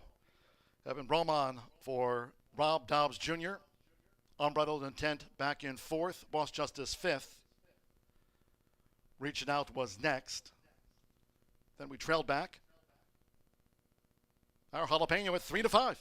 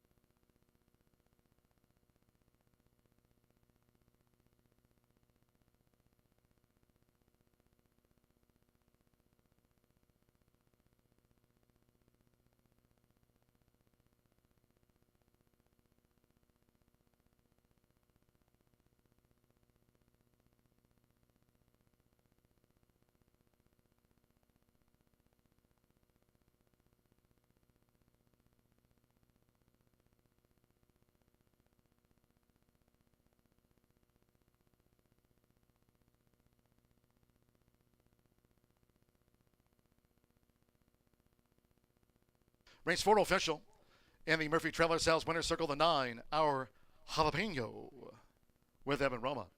Our Jalapeno. 2-year-old Dark Bear Brown gelding by Skylord. And a Tango Run by Runaway and Hyde. Rob Dobbs Jr. trains for breeder owner Berger Racing Stables LLC of Maureen and Greg Berger. Horseshoe Indianapolis congratulates the winning connections. He was 3-5 on our Jalapeno on this hot day.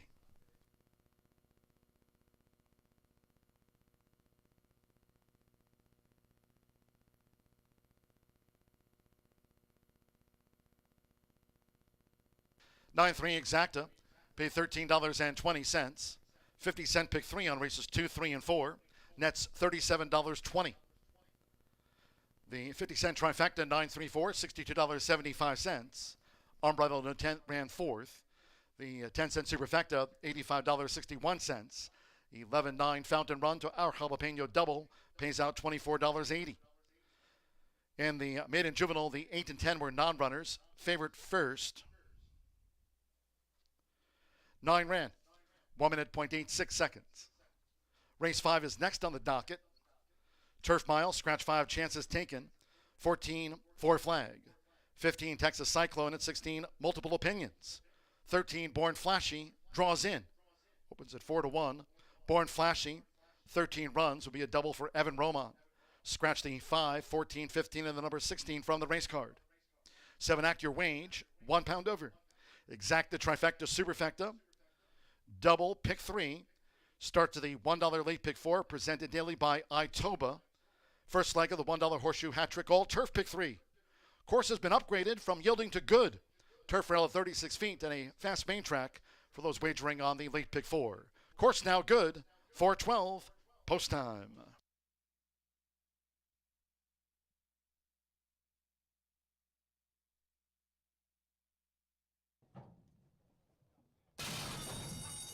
Rough and sprinting, Winthorn tears right out of the starting gate.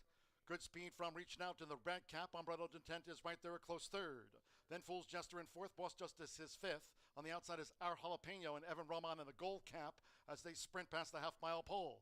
Then further back to Maximum Justice in the turquoise cap, joined by Mr. Sledgehammer and Beaten for Speed. Little Chance trails. They round the far turn. Short lead, Winthorn, pressed hard by Reaching Out as they battle through a quarter in 22.94 seconds. Boss Justice is on the move.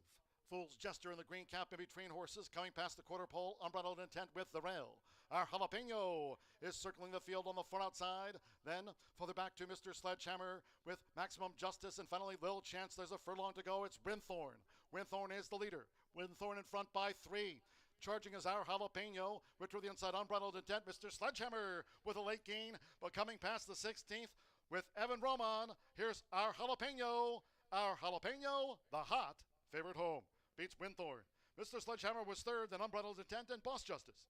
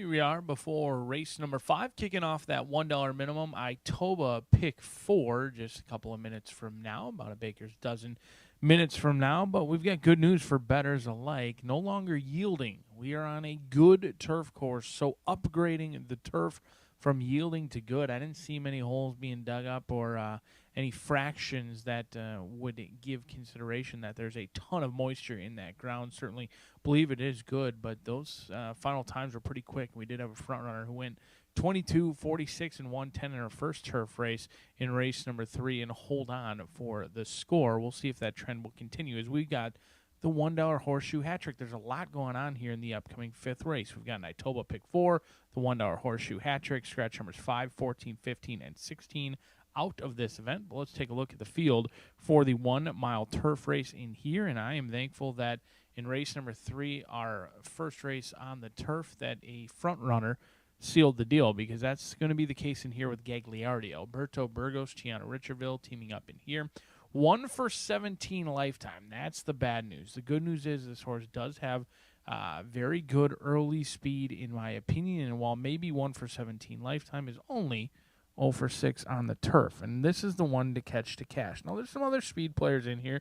Don't get me wrong. This is not lone speed by any means, but I was very impressed with the June 12th turf race in here, in which this horse ran a huge race, dueled throughout, was being pressed on the backside. I know it shows opened up, but I thought it was kind of being kept company throughout that day and was nailed in the final strides by both Orby 1 and Durbus. Now, Durbus is going to be 5-2, and here you're going to get a much better price on Gagliardi, 5-1, almost double the value in here for a horse who is likely to have the lead at the top of the lane. Now, the bad news is this horse is 0 for 8 so far this year. They've tried a little bit of everything, the synthetics, sprinting, going long, the dirt, and Gagliardi kind of runs similar each and every time. I mean, his turf race, even though I thought it was a huge effort in which he was nailed on the final strides, you look up and down the form, and it's kind of a consistent pattern for him. He runs very well and then decides he needs to find his friends at about the 16th pole. We'll see if he can avoid those friends today and make them his foes on the turf, 5-1. But the way it's playing thus far, you want to be on the lead, and that's exactly where Gagliardi shall be at 5-1. But the one to hold off and the one to fear at the top of the lane is going to be Durbus for Cipriano Contreras and Manny Esquivel. A jockey-trainer combination you always have to fear, but especially on our turf course where Cipriano Contreras wins at 19% for Dames Racing LLC. Back-to-back second-place finishes. This horse did win on a wet fast track on Indiana. So much like the top selection, is winless on the turf, trying to do something for the first time in his 4-year-old season for the son of Constitution, who's a good-looking sort. He can go to the lead, but he certainly does not need the lead. He's shown an ability to pass horses in the lane, just as he did in that June 12th race where he came rolling from the back of the pack. My problem with Durbus is that day you were getting 13-1. Today you're not going to get nearly the value in here. 3-1 on the board. Connections do win races. Third start off the layoff. There's a lot to like about Durbus. Everything, with the exception of the price for a 1 for 16 horse. We'll see if Durbus can get Dames Racing their winner's circle photo when it's all said and done. But the 11 could be my favorite long shot in the group. In fact, I fancy both the 10 and the 11 in this spot. But Mr. Rosso and Michael Evans is a 3-year-old chestnut with upside who does have 6 third-place finishes. He goes out after being winless on the dirt. He has a win on the synthetic, and I play horses on the synthetic very similar to the turf. If you can handle the turf, you'll likely handle the synthetic. If you can handle the synthetic, you'll likely handle the turf. And that's the hope in here with Mr. Rosso, who's making his turf debut today by Vino Rosso, a horse who had won on the synthetic at Turfway Park in a maiden special weight event. And then after that, they thought that this horse was doing so well, they tried a $250,000 rush away stakes going a mile and a 16th over at Turfway. So has proven to like the synthetic. The turf is an unknown, but this horse has tested around 2 turns and tested on the synthetic. And you get Aragon coming in for 1 mount and 1 mount only. Well, Mr. Aragon, Mr. Aragoni is certainly a believer in the long shot in here to kick off that Itoba pick 4, 23-1 on the board. A wide open betting affair as we kick off not only the pick 4, but also that $1 horseshoe hat trick. And don't forget, racing fans, we've been upgraded that turf course from yielding now on a good turf course 3 out of the next 4 races, big fields on the turf, and expecting some big payouts. We'll see how chaos ensues 5 minutes away from race number 5.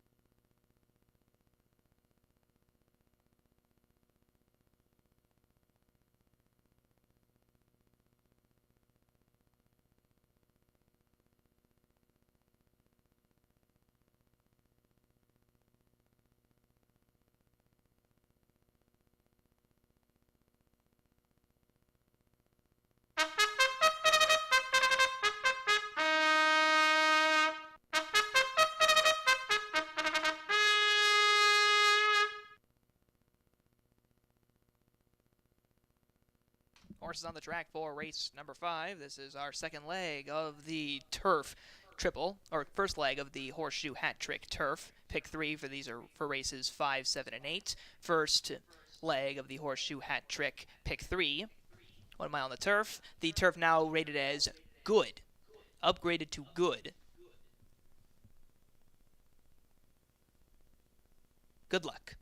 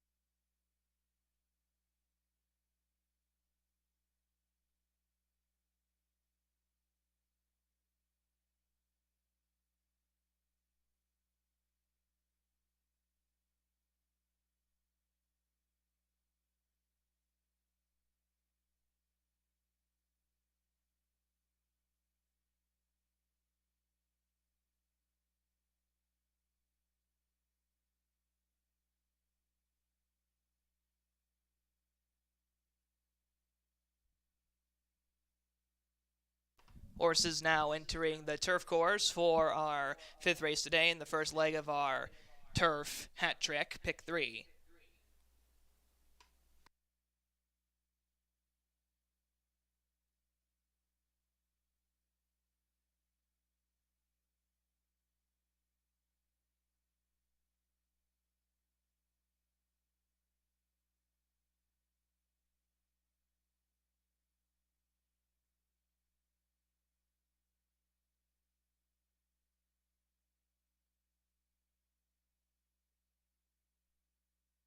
Horses are loading in.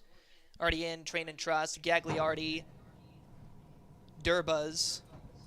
And just going in was, with those Tis a Showdown, Snow King, Crooked Bullet. Going in. Foxy Boxy.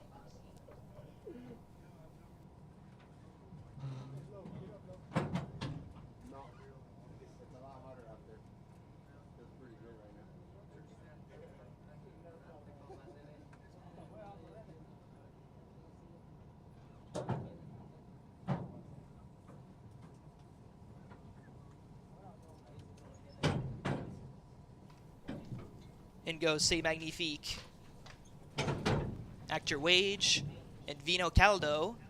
One more left to load, and that is the horse that drew in, Born Flashy, who's also your post-time favorite. Born Flashy steps into line. We're ready for the start.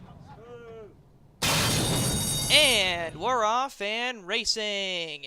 Gagliardi is alert, already a full length in front. To the outside, Vino Caldo tries to cross over. To their inside, it is Durbuzz between horses with Act Your Wage. To the outside, Born Flashy, along with Tis a Showdown. It's a get back to Snow King, along with Crooked Bullet between horses, Foxy Boxy. As we're going into the first turn towards the tail end of the field, it's Mr. Rosso with Crooked Bullet, along with C'est Magnifique. And last of all, it is Train and Trust, who can see them all. Opening quarter in just a hair under 23 seconds.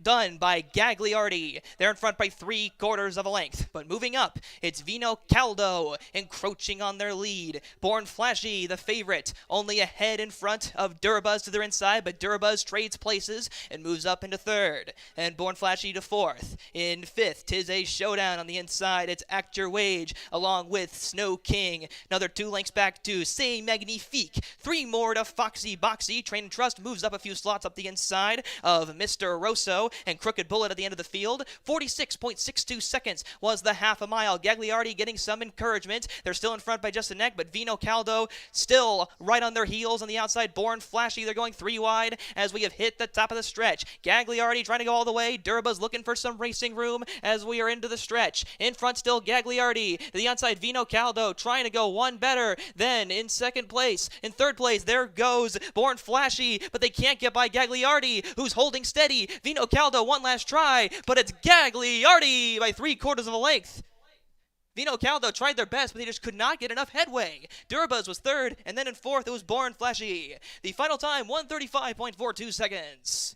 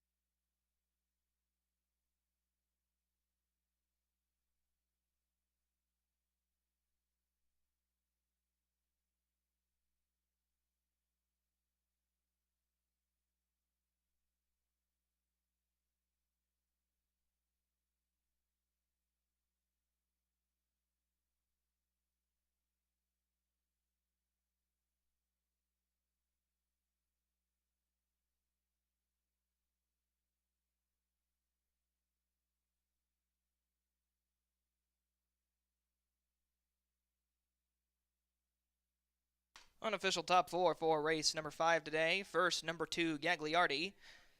Second, number 12, Vino Caldo. Third, number 8, Durbuz.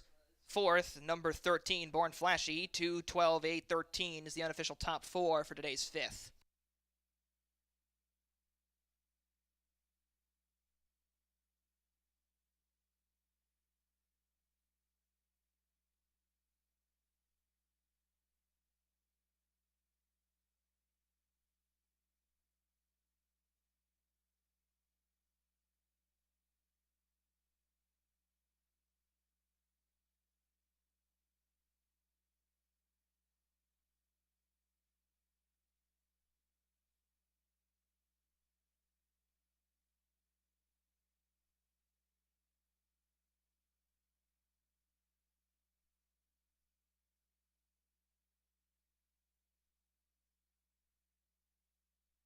Entering the winner's circle is your unofficial winner for race number 5, number 2, Gagliardi. It's a 4-year-old big gelding by Omaha Beach out of an AP Indy mare, Listen AP. Bred by Jacqueline Tillman, owned by 30 Acres Racing LLC, and Ty Biggs, trained by Tiana Richardville, and ridden to victory by Alberto Burgos. Congratulations. Results have now been made official. We'll have payouts in just a moment.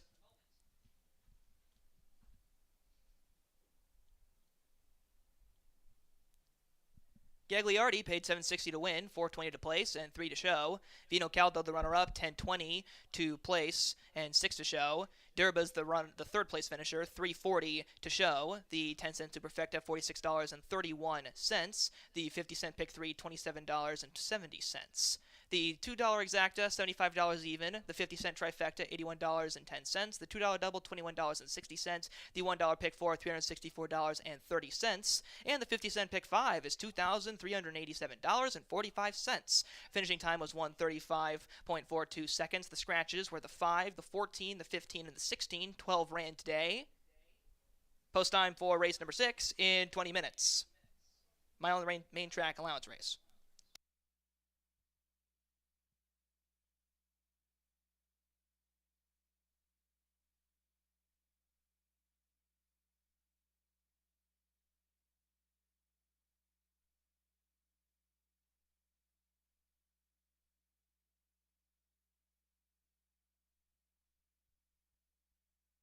Also, out of race number 5, we had a claim. The number 8 Durbuz, new owner, Tim Henniser, is the new owner for Durbuz. The new trainer will be Tomas Medina. So, trainer Tomas Medina and new owner Tim Henniser for number 8 Durbuz. Claim in race 5. Post time in 19 minutes for race 6. Start. And we're off and racing. Gagliardi is alert, already a full length in front. To the outside, Vino Caldo tries to cross over. To their inside, it is Durbuz between horses with Act Your Way. To the outside, Born Flashy, along with Tis a Showdown. It's a get back to Snow King, along with Crooked Bullet between horses, Foxy Boxy. As we're going into the first turn towards the tail end of the field, it's Mr. Rosso with Crooked Bullet, along with Say Magnifique. And last of all, it is Train and Trust, who can see them all. Opening quarter in just a hair under 23 seconds. Done by Gagliardi. They're in front by 3/4 of a length. But moving up, it's Vino Caldo encroaching on their lead. Born Flashy, the favorite, only a head in front of Durbuz to their inside, but Durbuz trades places and moves up into 3rd. And Born Flashy to 4th. In 5th, Tis a Showdown on the inside. It's Act Your Wage, along with Snow King. Another 2 lengths back to Say Magnifique. 3 more to Foxy Boxy. Train and Trust moves up a few slots up the inside of Mr. Rosso. And Crooked Bullet at the end of the field. 46.62 seconds was the half a mile. Gagliardi getting some encouragement. They're still in front by just a neck, but Vino Caldo still right on their heels on the outside. Born Flashy, they're going 3 wide as we have hit the top of the stretch. Gagliardi trying to go all the way. Durbuz looking for some racing room as we are into the stretch. In front still Gagliardi. To the outside, Vino Caldo trying to go one better. Then in 2nd place. In 3rd place, there goes Born Flashy, but they can't get by Gagliardi, who's holding steady. Vino Caldo, one last try, but it's Gagliardi by 3/4 of a length.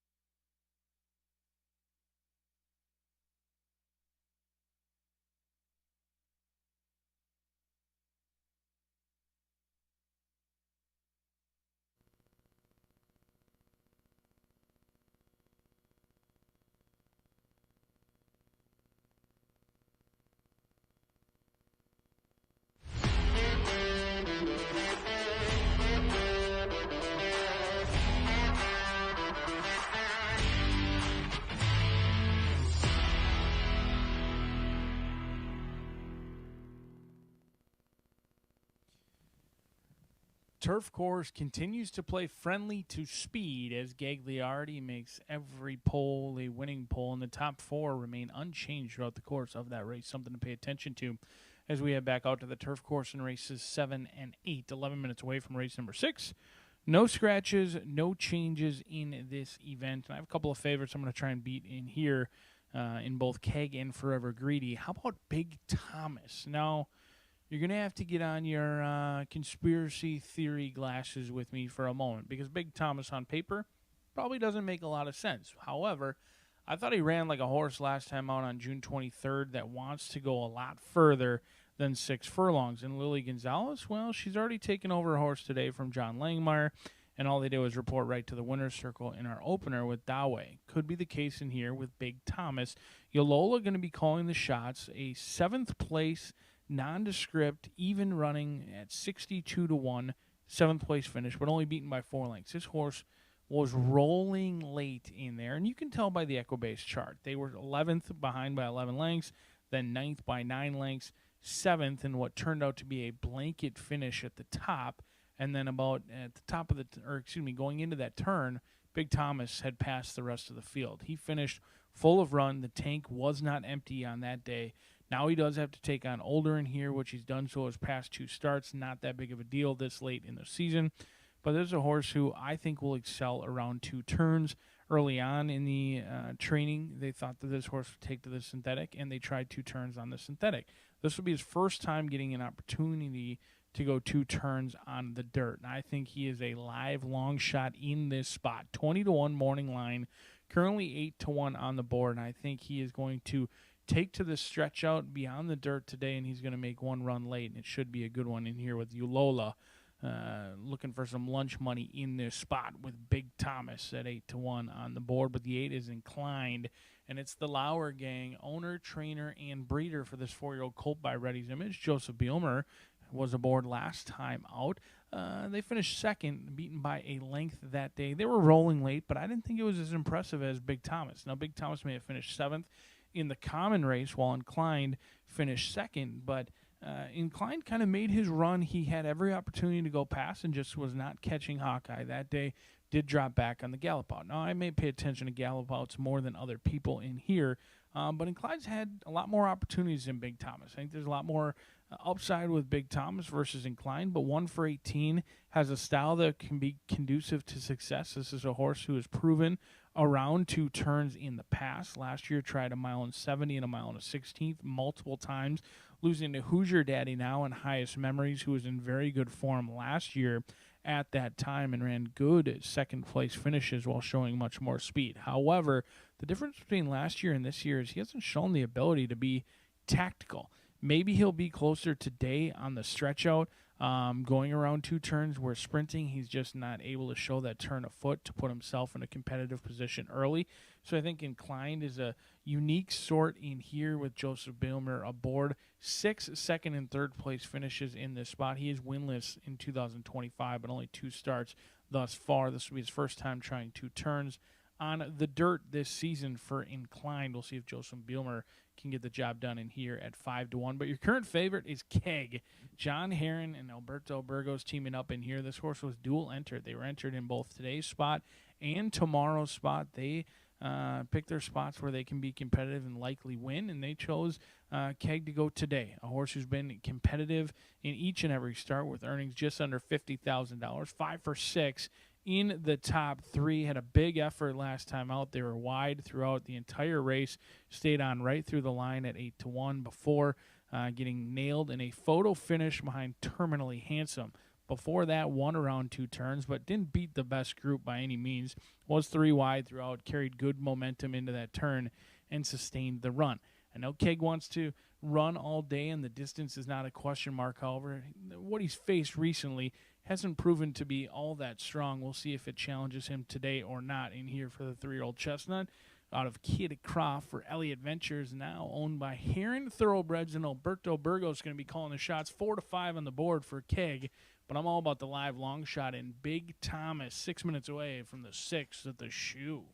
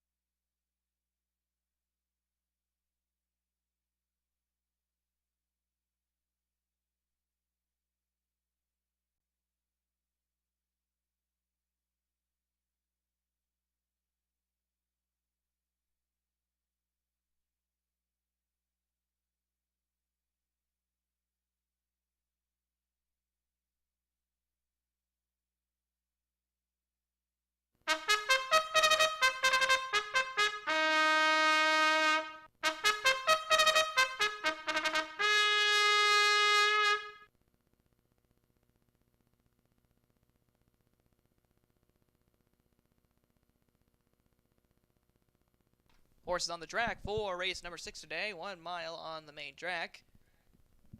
All 9 horses scheduled for this race run.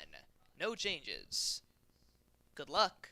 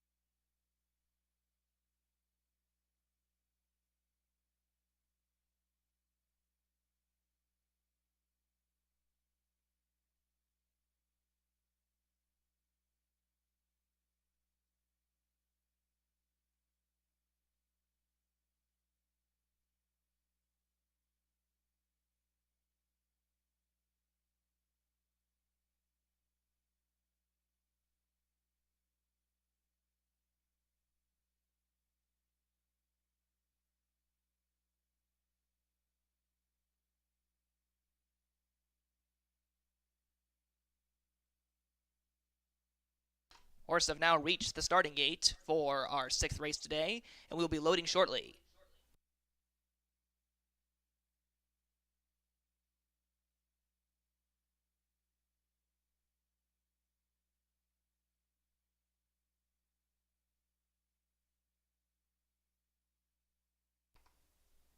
First into line, You Are Not the Father and Keg. You Are Not the Father, a little hesitant. Keg, your post-time favorite, first into the gates. Mama's Witch, Forever Greedy. The two Tiana Richardville horses now into line.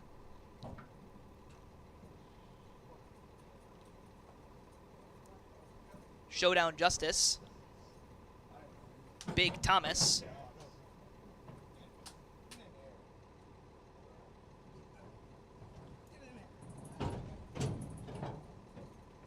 Parker, Inclined. And last to load will be number 9, Knee Deep Justice. All in. And we're off and racing. Favorite Keg was a bit slow. Mama's Wish stumbled a little bit. Inclined near the back. Out to the early lead. It is Showdown Justice in front by a full length. Followed closely by the two Richardville horses. You Are Not the Father to the inside. And then to the outside, Forever Greedy, who moves up. You Are Not the Father now in a pocket. On the outside of them, it is Parker alongside with Big Thomas. As we are going into the first turn, it's a gap back to Knee Deep Justice. The favorite Keg is third last. Inclined, penultimate spot. Last of all, it's Mama's Wish. Opening quarter, 24.68 seconds. Showdown Justice with a slight advantage over Forever Greedy. Forever Greedy backs off a little bit. Big Thomas is in third. You Are Not the Father is fourth, head-to-head with Parker. 2 lengths back to Knee Deep Justice. Keg, another 2. Then it's Inclined. Last of all, it is Mama's Wish as we continue on. Showdown Justice remains nice and steady on the front end. Marcelino Pedrosa Jr. still like a statue. 48.83 seconds. Forever Greedy is getting asked on the outside. And now goes up to challenge for the lead with Showdown Justice. These two have kicked clear of the rest of the pack. They are 5 lengths ahead of the nearest horse, which is Parker. As we are rounding the turn, it's Forever Greedy in front by 3/4 of a length. Showdown Justice is getting the whip with the quarter pole now passed. In front, it is Forever Greedy by 3/4 of a length. Showdown Justice to the inside, and then it's a gap to Parker along with Knee Deep Justice, but Forever Greedy is pulling away. Forever Greedy is in front by 2 lengths. Now make it 3 lengths. Forever Greedy is giving no one an inch. It is a double for Tiana Richardville as they hit the wire. Destructive. They won that by 6 lengths. In second place, it was Keg who brought up the rear with Inclined. Back to back for Tiana Richardville. 139.89 seconds was the final time.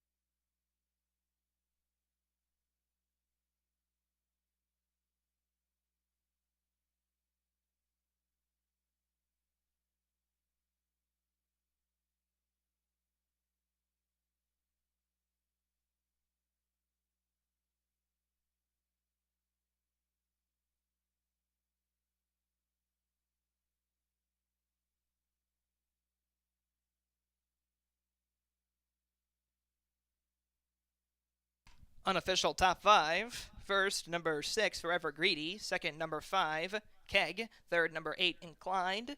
Fourth, number 3, Showdown Justice. And in fifth was number 1, You Are Not the Father, 65831. The unofficial results for race number 6.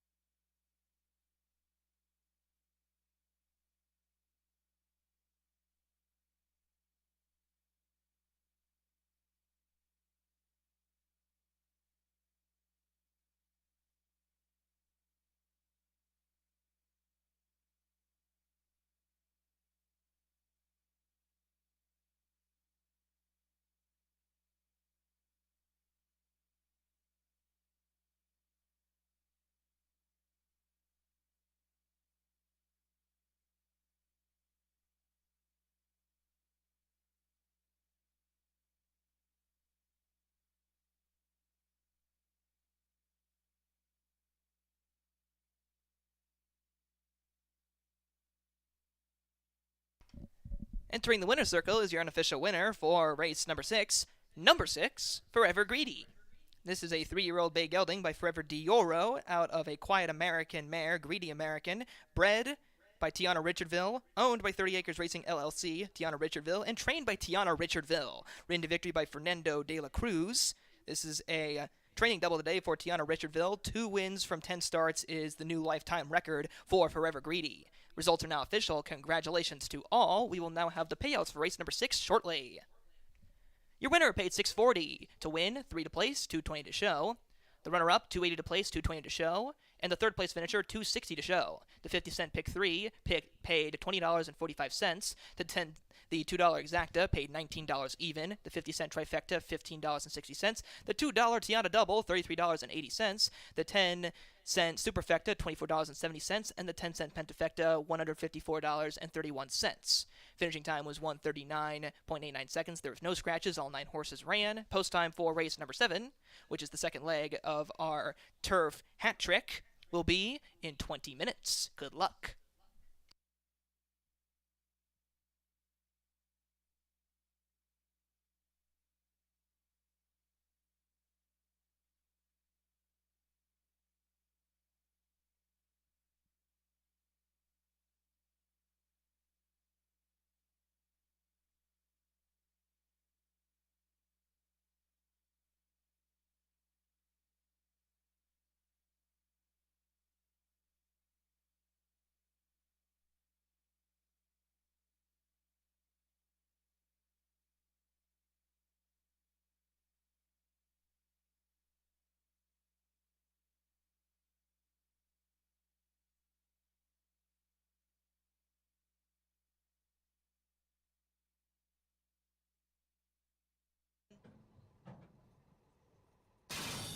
And we're off and racing.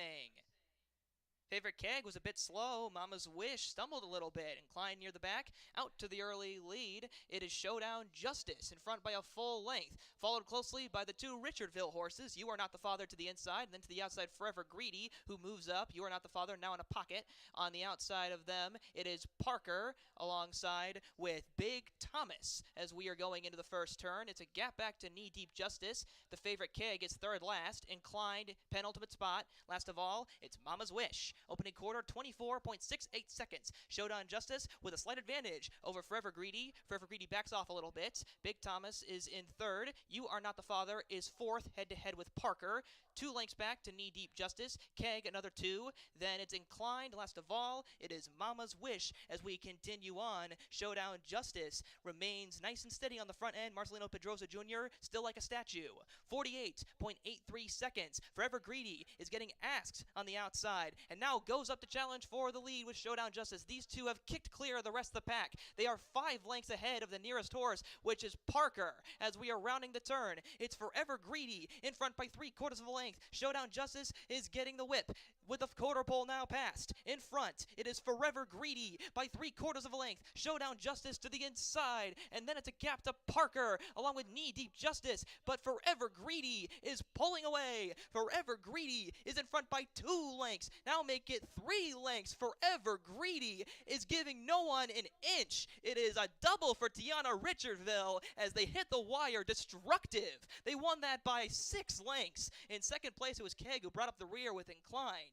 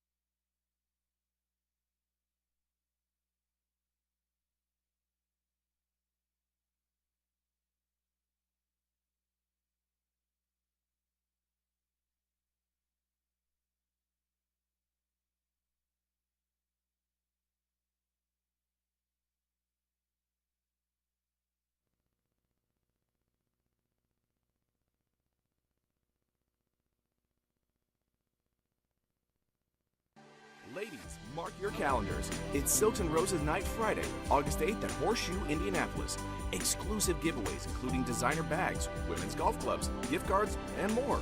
Plus enjoy a Kilwin's chocolate station, build your own flower bouquet, $1,000 hat contest, and the Pink Out Classic with funds benefiting Indiana women in need. Join us for Silks and Roses at 6 p.m. Friday, August 8th at Horseshoe Indianapolis, located off I-74 at exit 109 in Shelbyville. The 2025 Global Symposium on Racing. It's the premier networking event of the year. Connect with the who's who of racing. Collaborate face-to-face with key decision makers. Be a part of the international conversation. Discover the latest technology and innovation. Join us December 8th through 10th. Register at racingsymposium.com.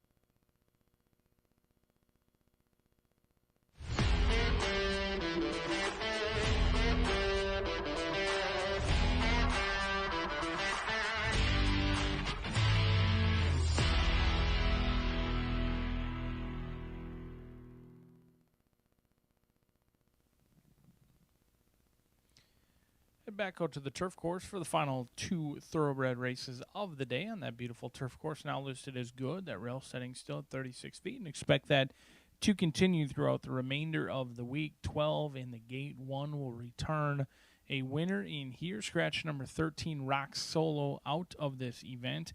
I'm going to look towards the outside in here, but not all the way to the outside. Uncle John. This was the single on the defunct pick 5 in here. And single, I think it still should be. I like this horse a lot better at 8-1 versus 5-2. Joe Ramos going to be calling the shots in here for Mr. Michael Maker. He took over this Calbred down at Gulfstream Park. The Calbred's been all over the country, debuted at Santa Anita on the dirt, a couple of races at Del Mar, and then switched hands over to Mike Maker at Gulfstream Park. And ran very well over there. In fact, lost to Spy Novel, who I think highly of. Everyone knows about Mr. Abario as well. And then dominating performances the last two. Now, last time out, I frankly was against this horse. So this might be a wedding divorce situation here where I missed the wedding party. And now we're going on the divorce party in here. But I'm hopeful that Uncle John has at least one more victory in his name, because last time, frankly, I questioned the class drop from winning easily at Gulfstream Park for 17.5 in for a tag of 12,000 last time out, and boy was I wrong. It was simply just a paid workout last time. It was Uncle John's race, and it was laughable how easily this 5-year-old son of Danzig Candy truly did it. He made 8-5 look like a complete gift that day, and I remember walking out of the track thinking, boy, that horse was easy money, as Mr. Pete Aiello would say.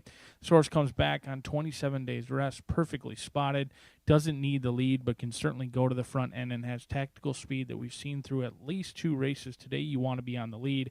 I think it's Uncle John's race to win or lose, and it looks like bettors do as well. 5-2 right now off that 8-1 morning line. If you're hoping this horse drifts up closer to that morning line, DRF algorithms indicates this horse will be right around 5-2 when they go to the post, but they're going to have to deal with Passing Judgment, a horse who has a ton of upside. Second start off the layoff, lost by a nose last time out behind Steppen Silver, who ran a huge race. And if you had Passing Judgment last time out at 5.5-1, my condolences, because that horse ran a huge race and ran, frankly, too good to lose a photo finish. But it's been kind of the story recently for Passing Judgment, who did go through the conditions fairly quick in the career. In fact, won 3 of the first 8 races. Since then, has had some tough luck. A 4th-place finish at the fairgrounds, in which they had a ton of trouble in the lane that day. And then last time out, losing 2 photos, both at the fairgrounds on March 21st, along with Independence Day here at Horseshoe Indianapolis. But Passing Judgment does seem to love it here at Indiana. He got his 2nd win of his career here, in which he took advantage of a good trip and won in a huge effort, beating Gewürztraminer, who's gone on to do very nice things in his career. And then last time out, he lost a wicked photo finish, but there's upside. Second start off the layoff, he's got a tactical post. I'm not fearful of post position number 12. Is it ideal? No. I think he's got enough tactical early speed that Mitch Merrill will be able to pick his spot in here. 9-2 for a horse who should get first run on the rest of the group, and here at 9-2 on the board. But the inside runner, a live long shot, is Covert Law. John Ortiz has picked his spots nicely when he's come here to Shelbyville, Indiana. He's winning at 18%. The 3-year-old colt by Tiz the Law is a 2-time winner from 8 starts. Plenty of upside in here for the lightly raced son of Tiz the Law. Won on the turf at Churchill Downs. Not many horses can say that they have won on that turf course at Churchill Downs, and beat some good ones home as well in Pineland and Double Neat. Got up at the wire at 16-1.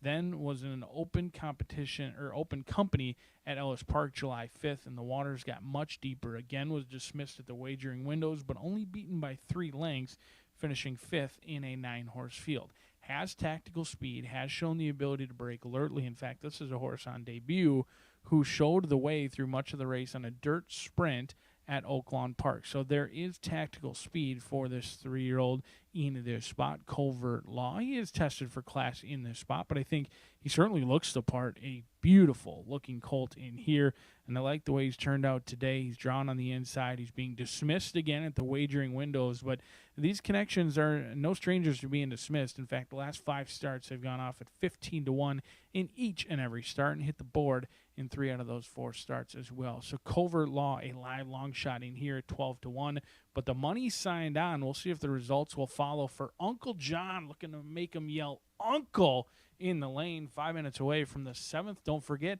your late pick 3 opportunity and an all-turf daily double.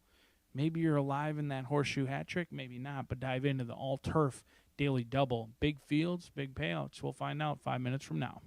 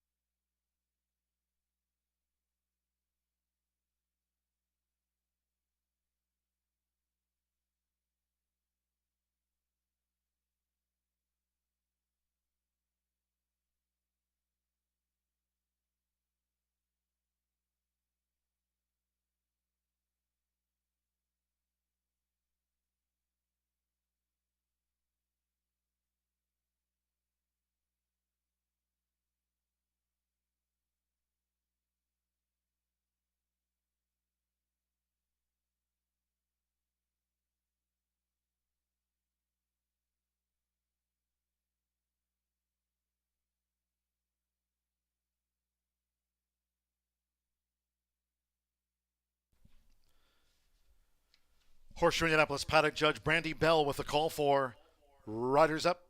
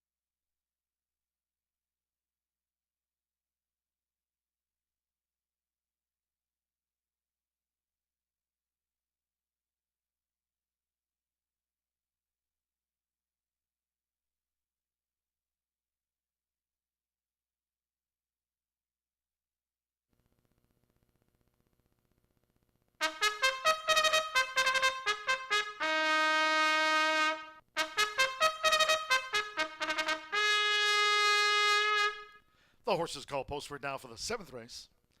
This race on the turf course rated good over the mile and 16th. Turf rail set at 36 feet, a field of 12. Scratch the 13 Rock Solo was entered as a main track only, course rated good. Scratch the MTO, the 13 Rock Solo. Exacta, Trifecta, Superfecta. The 10-cent Grand High 5 Pentafecta wagering featured here on the turf. Double. Final pick 3 of the day starts here. Nearing post time.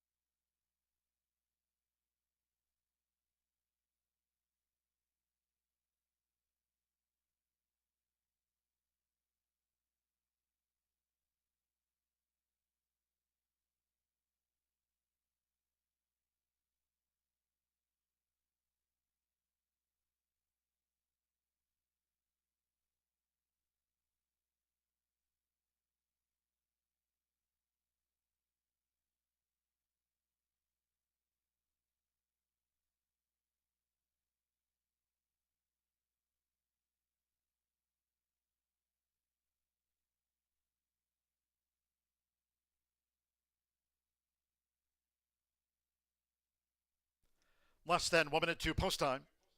Less than 1 minute.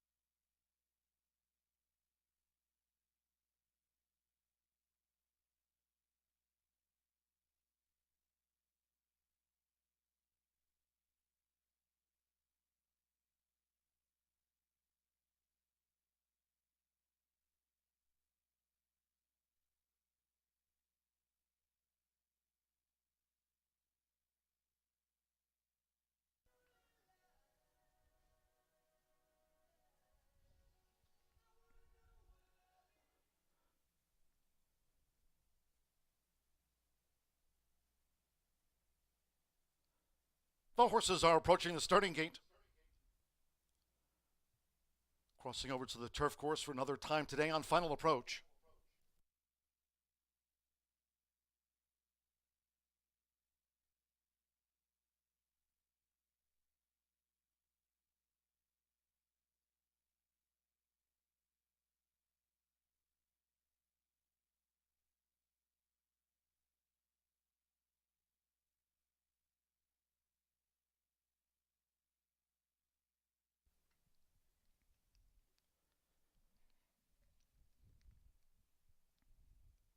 The horses have reached the starting gate.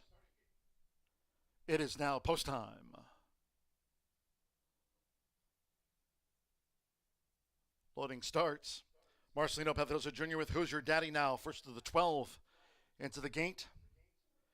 Danilo Grazales Rave with Covert Law has joined Who's Your Daddy Now. Jaime Torres with Barricade. Joe Ramos, Uncle John coming up. Uncle John in. Juan Machado with the Minkster.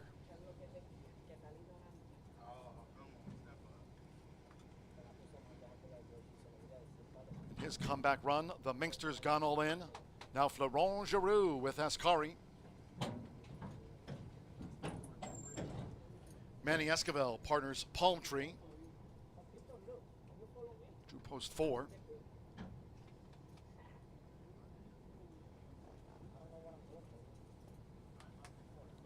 Jeopardy Theory would be a double for Fernando de la Cruz.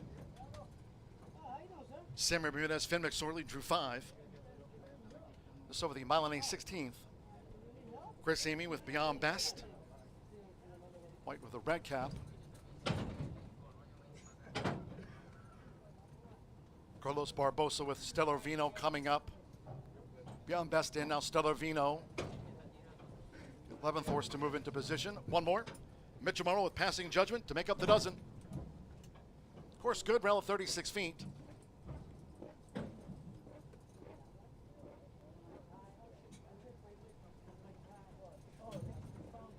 They're in the gate.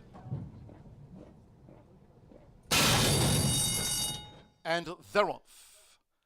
Finn McSorley sharply away. The Minkster was taken back when in tight quarters. Finn McSorley with toward the inside. Covert Law vying for the early lead. Right there is Who's Your Daddy Now close up with Jeopardy Theory the Gray. Stellar Vino found that running rail. Passing Judgment on the outside with Uncle John. Then toward the inside is Palm Tree as they enter the first turn with Beyond Best. Ascari is running in 10th. Barricade is 11th. First run since Woodbine 2023 for the Minkster, who got the squeeze soon after the start and has dropped back to 12th with 5 furlongs to run. It's Covert Law pressed hard by Finn McSorley. And these two quicken onto the back of the course. Jeopardy Theory between horses. Passing Judgments out deep on the course off these battling co-leaders. In the meantime, Who's Your Daddy Now is a ground-saving 5th. Uncle John tracking nicely from 6th there for Joe Ramos, about midfield for Uncle John. Going past the half-mile pole. Stellar Vino with Palm Tree between horses. Beyond Best, Barricade. Ascari is now running last but one. And the trailer remains the Minkster in 12th. 22.79 lead seconds. Past the half in 46.18 as they now traverse the far side of the course. It's still Covert Law. Covert Law just leads. Finn McSorley, long odds both, as they take this quarter pole battle neck and neck. Uncle John continues to draw in. Who's Your Daddy Now has been handy. Jeopardy Theory's in scoring range. Ascari has a white cap. Ascari is unwinding on the extreme outside. Into the stretch. 3/4, 1 minute 10.55 seconds. Who's Your Daddy Now? With that bold stroke by Marcelino Pedrosa Jr. has taken the lead from Covert Law, who's battling on past the 16th. It's Who's Your Daddy Now kept to the task. Who's Your Daddy Now? Who's Your Daddy Now won by 2 from a game Covert Law. Barricade was 3rd. Ascari 4th. Then Palm Tree with next across, the finish was Stellar Vino from the Minkster. Finn McSorley, Uncle John beat a few home. There were Beyond Best, Jeopardy Theory, and Passing Judgment was last to the dozen.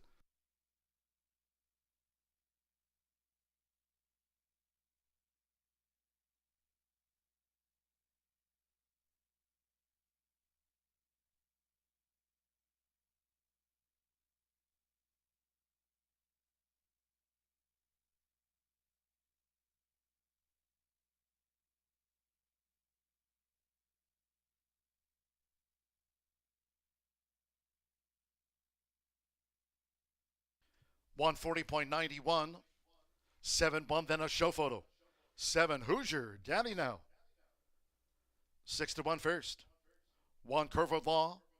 12-1 stayed on to be the runner-up. Photos for third, fourth. We'll go back to fifth for the Pentafecta, the slow-mo. 7-1. Barricade third, Ascari Palm Tree. Stellar Vino, the Minkster. First run in a couple of seasons. Finn McSorley, Uncle John followed them home. Marcelino Pedrosa Jr. on the Indiana bred for John Langmeyer at 6-1. Hoosier Daddy now.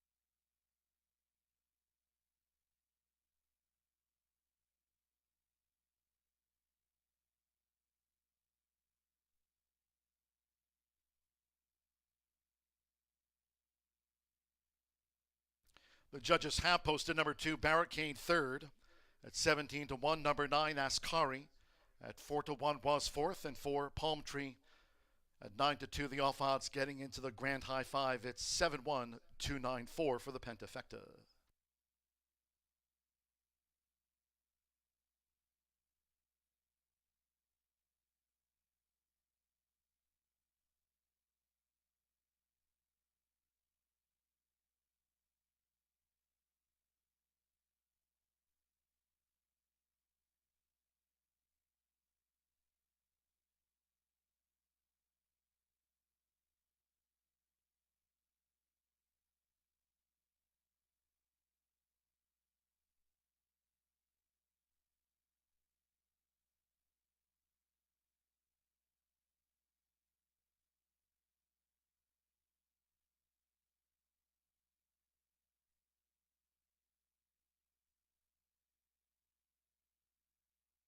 Race 7 official.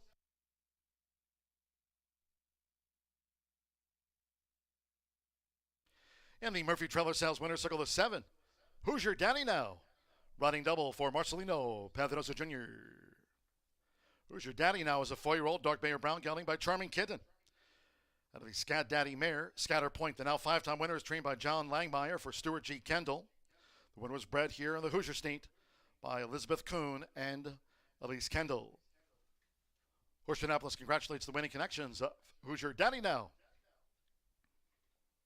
Results in 7-1 exact, a 137.80, 50-cent trifecta, $443.55. 6-7 double paid $96.80. 10-cent superfecta, $554.78. Ascari ran fourth. Nobody had the fifth. Pentafecta carryover in that 10-cent grand high five, $4,474.44. The pick 3 paid out at $84.90. On to race 8 we go. We'll have that 10-cent grand high five carryover. On race 8, Maiden Turf. Here's Scratch. The also eligibles. 13, Get Even Kid. 14, Tempest Jill. 15, Annie Express. And 16, Same-O, Same-O. Scratch the also eligibles. No changes among the 12 in the body. Take out the AEs. Exacta, Trifecta, Superfecta. Start of the late double. And once again, there will be a carryover. The 10-cent Pentafecta, that's the grand high five of $4,474. Noting in the 9th, for those wagering on our final double on the card, 9th race, scratch the also eligibles from that quarter horse dash over the 250. 9th race, scratch the 11 Runaway Deluxe, 12 La Spirit Moves Me, and 13 Grand Fire GL. 9th race, quarter horse dash, 250 yards fast track, scratch the also eligibles. 7 AP Tempting Blue Eye, the jockey Edgar Diaz on 7 AP Tempting Blue Eye in the 9th. Post time for the turf in 18 minutes at 5:45. Here comes a race replay.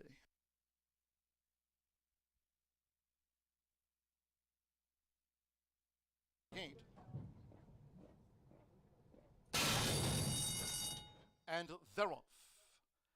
Finn McSorley sharply away. The Minxter was taken back when in tight quarters. Finn McSorley with toward the inside.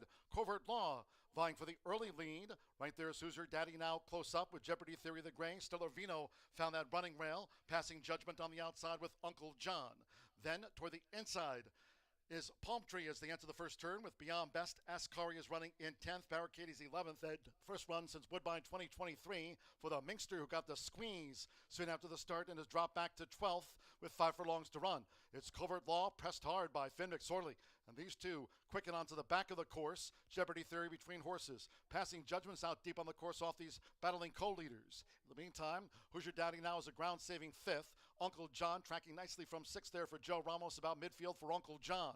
Going past the half-mile pole. Stellar Vino with Palm Tree between horses. Beyond Best, Barricade. Ascari is now running last but one. And the trailer remains the Minxter in 12th. 22.79 lead seconds past the half and 46.18 as they now traverse the far side of the course. It's still Covert Law. Covert Law just leads. Finn McSorley, long odds both as they take this quarter pole battle neck and neck. Uncle John continues to draw in. Hoosier Daddy now has been handy. Jeopardy Theory's in scoring range. Ascari has a white cap. Ascari is unwinding on the extreme outside. Into the stretch. 3/4, 1 minute 10.55 seconds. Hoosier Daddy now, with that bold stroke by Marcelino Pedrosa Jr., has taken the lead from Covert Law, who's battling on past the 16th. It's Hoosier Daddy now kept to the task. Hoosier Daddy now. Hoosier Daddy now won by 2 from a game Covert Law. Barricade was 3rd. Ascari 4th. Then Palm Tree with next across. The finish was Stellar Vino from the Minxter. Finn McSorley, Uncle John beat a few home.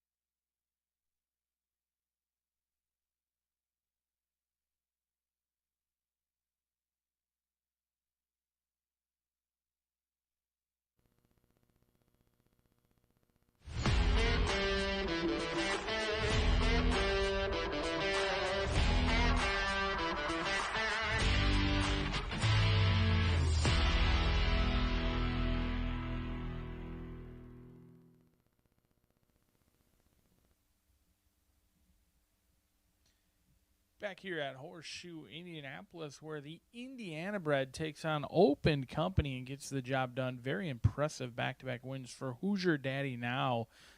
Congratulations goes out to John Langmeyer, an Indiana bred on the turf, taking on Open Company, and comes home an easy winner. And speaking of Indiana breds, how about this group of Indiana breds assembled? 12 of them will enter the starting gate. 1 will return. A maiden, no more. For 3-year-old fillies and upwards, scratch out. You're also eligible. It's 13, 14, 15, and 16. Big fields, big league racing on the turf here at Horseshoe Indianapolis. And many know I'm all about horses trying things for the second time.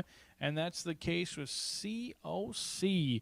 Randy Matthews and Joe Ramos teaming up in here. 0 for 2. This is a horse who debuted sprinting on the dirt, then stretched out and went 2 turns for the first time last time out. Tried the turf for the first time. This time, you see the trend. Second time on the turf, second time around 2 turns. I thought ran an admirable race. Took some action as well on the turf debut. Went off at 4-1 in a 10-horse field with an even running third-place finish. Was finishing up admirably in there. The mare Royal Song Dancer, she was a stakes winner of $100,000 with 3 wins, and she's produced a horse called Dance for the Money, who won not only on the turf, but won at Glitzy Santa Anita Park on the turf as well. So there's some breeding to suggest that this 3-year-old filly always had a future and talent on the turf. We'll see if that shines through today for the Randy Matthews team, who owns and partially trains COC for the 3-year-old filly by Unbridled Express, the horse to beat at 2-1, but made the horse to bet. Could be the other co-favorite in here, and this horse has taken a ton of action. Estrella Brilliante. Rodney Prescott is going to be calling the shots in here, the Hall of Fame rider. Antonio Duran, the 3-year-old filly, 0 for 11 with 5 second and third place finishes. Tries the turf for only the second time today. Now, she never really got in to the bit at all when she tried the turf back in August of 2024. However, she's in much better form, and she's improved significantly since that turf debut with McKenna Anderson aboard. She'll have the blinkers on again today. Does draw Lasix as well, and she's a horse who's really shown some big improvements from 2 to 3. She really didn't show all that much talent at 2, but at 3, she's certainly picked up the pieces and done her best to try to pay the way. $13,000 in career earnings thus far. She got 3 third-place finishes in a row. She had a little bit of trouble last time out. She was kind of in tight, never really willing to push through late, but had every chance to win, finally only being beaten by a length that day. But she'll try the turf for the second time today as Rancho Monarca sends out their homebred by Spite Song, who's bred to handle the turf. We'll see if it shows today. Your clear second choice at 5-2. But one of the long shots I like the most is Gonzalez Jr. and Joshua Romero teaming up with CV Cinnamon Rose, 10-1 morning line, currently 13-1. They've got the shortest way around the racetrack, and they are void of early speed. So this is a horse who's going to break down on the inside, sit behind horses, and try and find room late is the good-looking gray, daughter of Take Charge. This is a horse who has shown talent in the past, especially on the turf. Now, the questions for her are the layoff. This is an Indiana bred who took until almost August 1st to make her first start. So clearly something went amiss. However, she does have better turf experience than many of the others in here. Closed willingly up the rail multiple times last season. In fact, both on August 19th and on October 23rd. I have notes that this horse was running right up the rail and closing into it very well at sometimes big prices, 8-1 and 52-1. Third place finish last time out behind Lunar Lace and Kennedy Heights. Those two haven't gone on to do a whole lot since that October 23rd race. So there's certainly some question marks. The layoff is a concern, but does bring in better form than many of the others on the turf course in here. And if this 4-year-old can run well, fresh, they've been patient with her, and we'll see if that patience pays off because she deserves a long look at 13-1.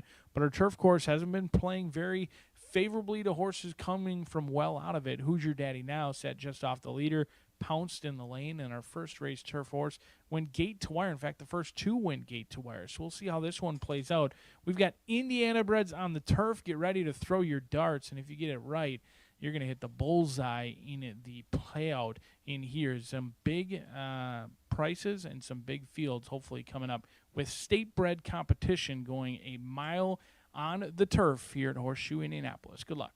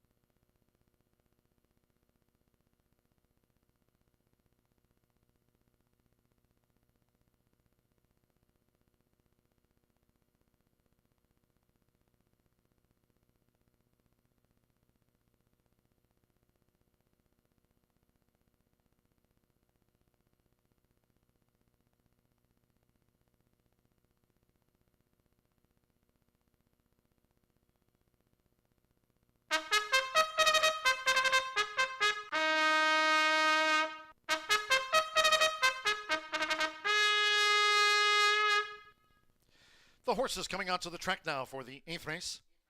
This maiden fillies mares turf mile. A field of 12. Scratch the also eligibles. 13 Get Even Kid, 14 Tempest Jill, 15 Annie Express, and 16 Samo. Scratch the also eligibles 13 through the number 16. Exacta, trifecta, superfecta. Start to the late double. 10-cent grand high 5. Pentafecta carryover. $4,474. Course rated good. Turf rail at 36 feet this race week. Fast main track for the final quarter horse dash of the day. Noting in the 9th, scratch there the also eligibles. 11 Runaway Deluxe, 12 La Spirit Moves Me, and 13 Grandfire GL. Those are 9th race scratches. From the quarter horse dash, scratch the AEs 11, 12, and number 13. 7 AP Tempting Blue Eye, the jockey Edgar Diaz. Edgar Diaz rides 7, AP Tempting Blue Eye in the 9th.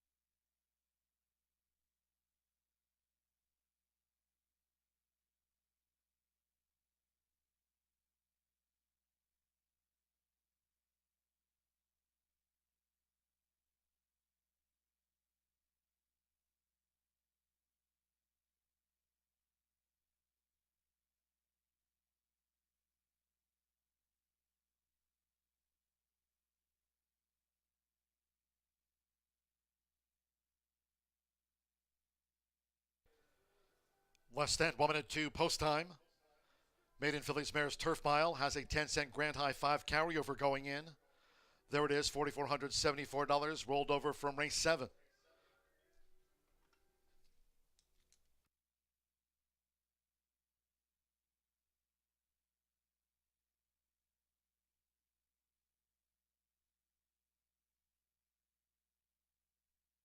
Late scratch number 2, Martine. Ladies and gentlemen, by order of the stewards, upon recommendation of the track veterinarian, number 2, Martine, has now been scratched here from the Maiden Fillies Mares Turf Mile. All wagers on 2 Martine refunds. There will be a 7-2 consolation double. 7-2 for a consolation double. Those using 2 Martine in a multi-race wager, you'll now receive the post-time favorite as your substitute in any multi-race wagers. 7 and 2 will be that consolation double, scratch number 2, Martine.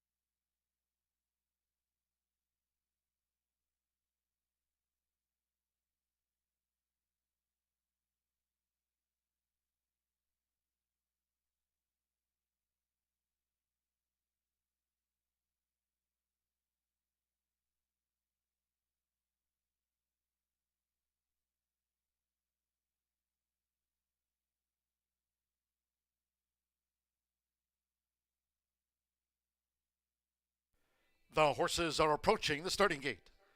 Late scratch on the 2, Martine. The 2 is a non-runner.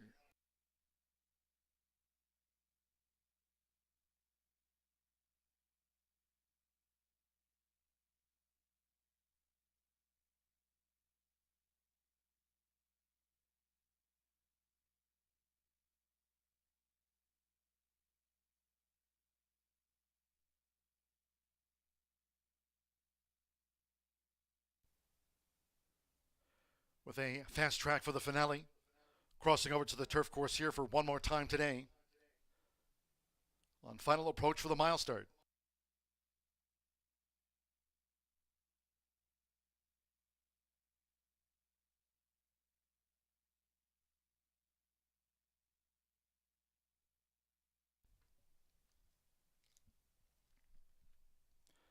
The horses have reached the starting gate. It is now post time.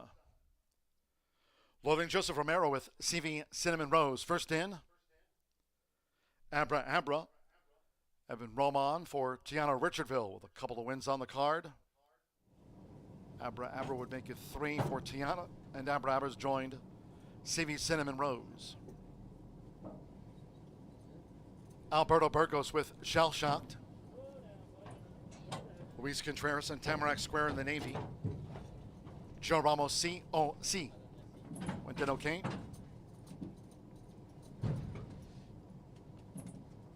Josh Morales with Buys No Limit. Buys No Limit, like Estrella Briante, both here from Tony Duran. Jose Gutierrez with Queen's Desire coming up.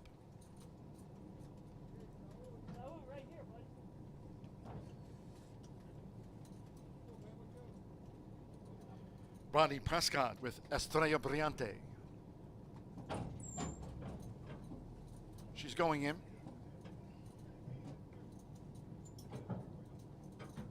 Aaron Court with Julie Forever. CV Cinnamon Rose getting fidgety in the gate. 2 back. Sando Sandro with 1 finale. Was that late scratch on Martine. The 2 is a non-runner and 1 more to come up. Mitchell Marule with Goody 2 socks to make up the now 11. Over the mile, course here good. Well, 36 feet all in. They're off. Cinnamon Rose broke sharp. Between horses, there's Julie Forever. Here's Queen's Desire. And CV Cinnamon Rose broke on top, but now drops back through the field as they make the way toward the first turn, being led by Queen's Desire. With Jose Gutierrez, Queen's Desire leads the turf mile out to the stretch. From on the outside, Estrella Briante, and toward the inside, Julie Forever's third, close up, 6 furlongs to run. Goody 2 socks, who broke from post 11, is now 1 off the rail at 36 feet as these leaders go to the back of this good course. Shell Shocked is drafting in behind horses, kept in there by COC.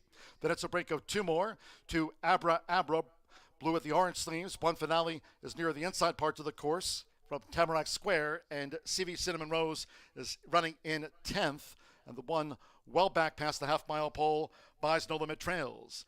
The quarter was 23.54 seconds, 4 furlongs away. It's Queen Desire who just leads. Estrella Brillante has been right there with the front runner as they go past the half-mile pole in 50.14 seconds. Goody Two Socks, COC, they stack up. 3 furlongs to go. Just in back of this front wave is Julie Forever. Shell Shocked is in a green cap as they round the far turn now with inside 3 furlongs to go.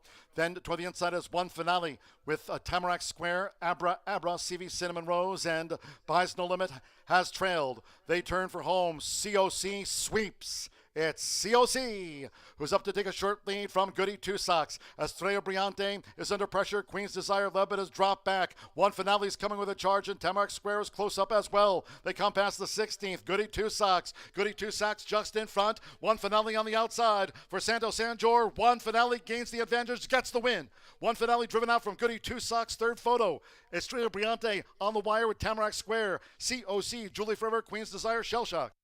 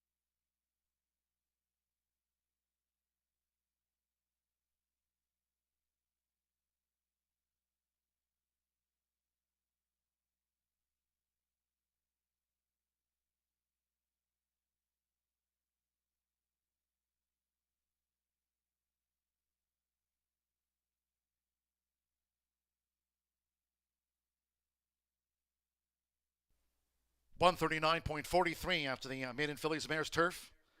Photo finish after a mile. We're standing by for the judge's verdict. Close for third and fourth. One Finale was 5-1. Santo Sanjor riding for Edward Rosenkamp the third.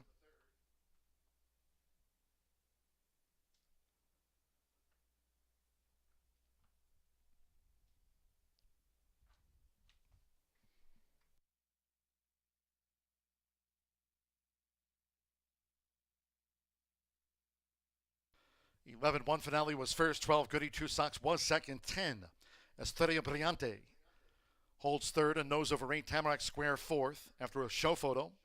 4 COC back in fifth, and that for the Pentafecta that had a carryover going into the Grand High Five. 11-12, 10-8, 4 runs fifth, COC.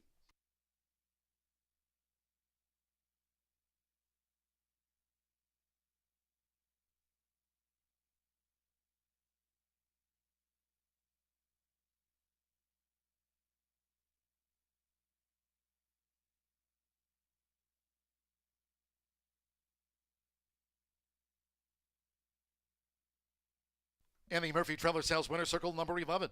One Finale with Santo Sanjor. One Finale is a 4-year-old dark bay or brown filly by Reddy's Image. The Cobra King mare, Cobra's Love. Racing for trainer Edward K. Rosenkamp III's Rewards Racing at LC.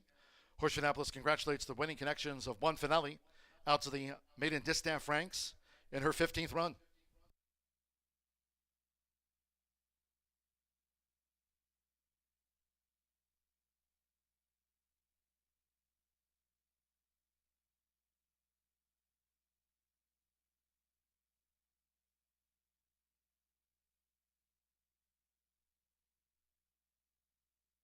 Race ain't official.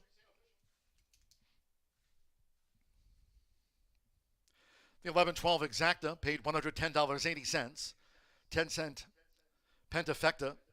We'll get to that result in just a sec. The 50-cent Trifecta, $153.75. The $1 late pick 4 presented by Itoba, 404, $1,376.80. 10-cent Superfecta, $249 and change. There's that 10-cent Grand High 5 result with COC fifth. Paid $1,121.30. A couple of doubles. The Hoosier Daddy now One Finale 7-11 double, $81.80. 7-2, that's a consolation double. The 50-cent pick 3, 6 with the 7 with the 11. 139.43 full results after the maiden Phillies Bears Turf Mile. 16 minutes away from the ninth. Closing the card with this quarter horse dash over the 250. Fast Track scratched the also eligibles. 11 Runaway Deluxe, 12 The Spirit Moves Me, and 13 Grand Fire GL. Scratch the also eligibles. 7 AP Tempting Blue Eye. The jockey Edgar Diaz on 7 AP Tempting Blue Eye. Exacta Trifecta Superfecta, and there is a 10-cent quarter horse. Grand High 5 Pentafecta wager featured here on the finale. Post time 6:15. Just to remind all Horseshoe Indianapolis fans, this week, next 2 race cards tomorrow and on Thursday. Hope you can join us tomorrow. And a Thursday card kicking off both days at 2:10 p.m. Eastern. No live racing on Friday, Saturday, Sunday, nor Monday of next week. Wednesday and Thursday cards from 2:10 p.m. Up next, Maiden Phillies Bears Turf Mile race replay.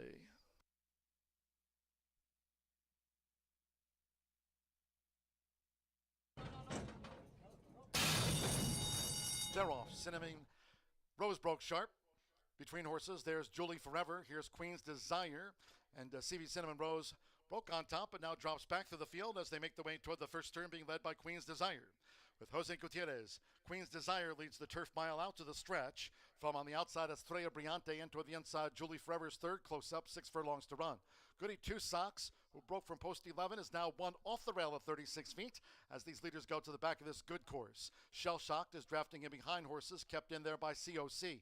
Then it's a break of 2 more to Abra Abra, blue with the orange sleeves. One Finale is near the inside parts of the course from Tamarack Square, and CV Cinnamon Rose is running in 10th, and the one well back past the half-mile pole buys No Limit Trails.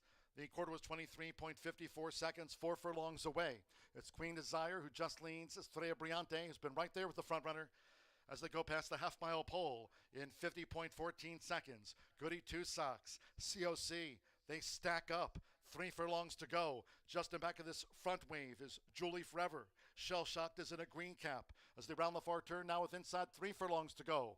Then toward the inside is One Finale with Tamarack Square, Abra Abra, CV Cinnamon Rose, and Buys No Limit has trailed. They turn for home. COC sweeps. It's COC who's up to take a short lead from Goody Two Socks. Estrella Brillante is under pressure. Queen's Desire led, but has dropped back. One Finale is coming with a charge, and Tamarack Square is close up as well. They come past the 16th. Goody Two Socks. Goody Two Socks just in front. One Finale on the outside for Santo Sanjor. One Finale gains the advantage, gets the win. One Finale driven out from Goody Two Socks. Third photo. Estrella Brillante.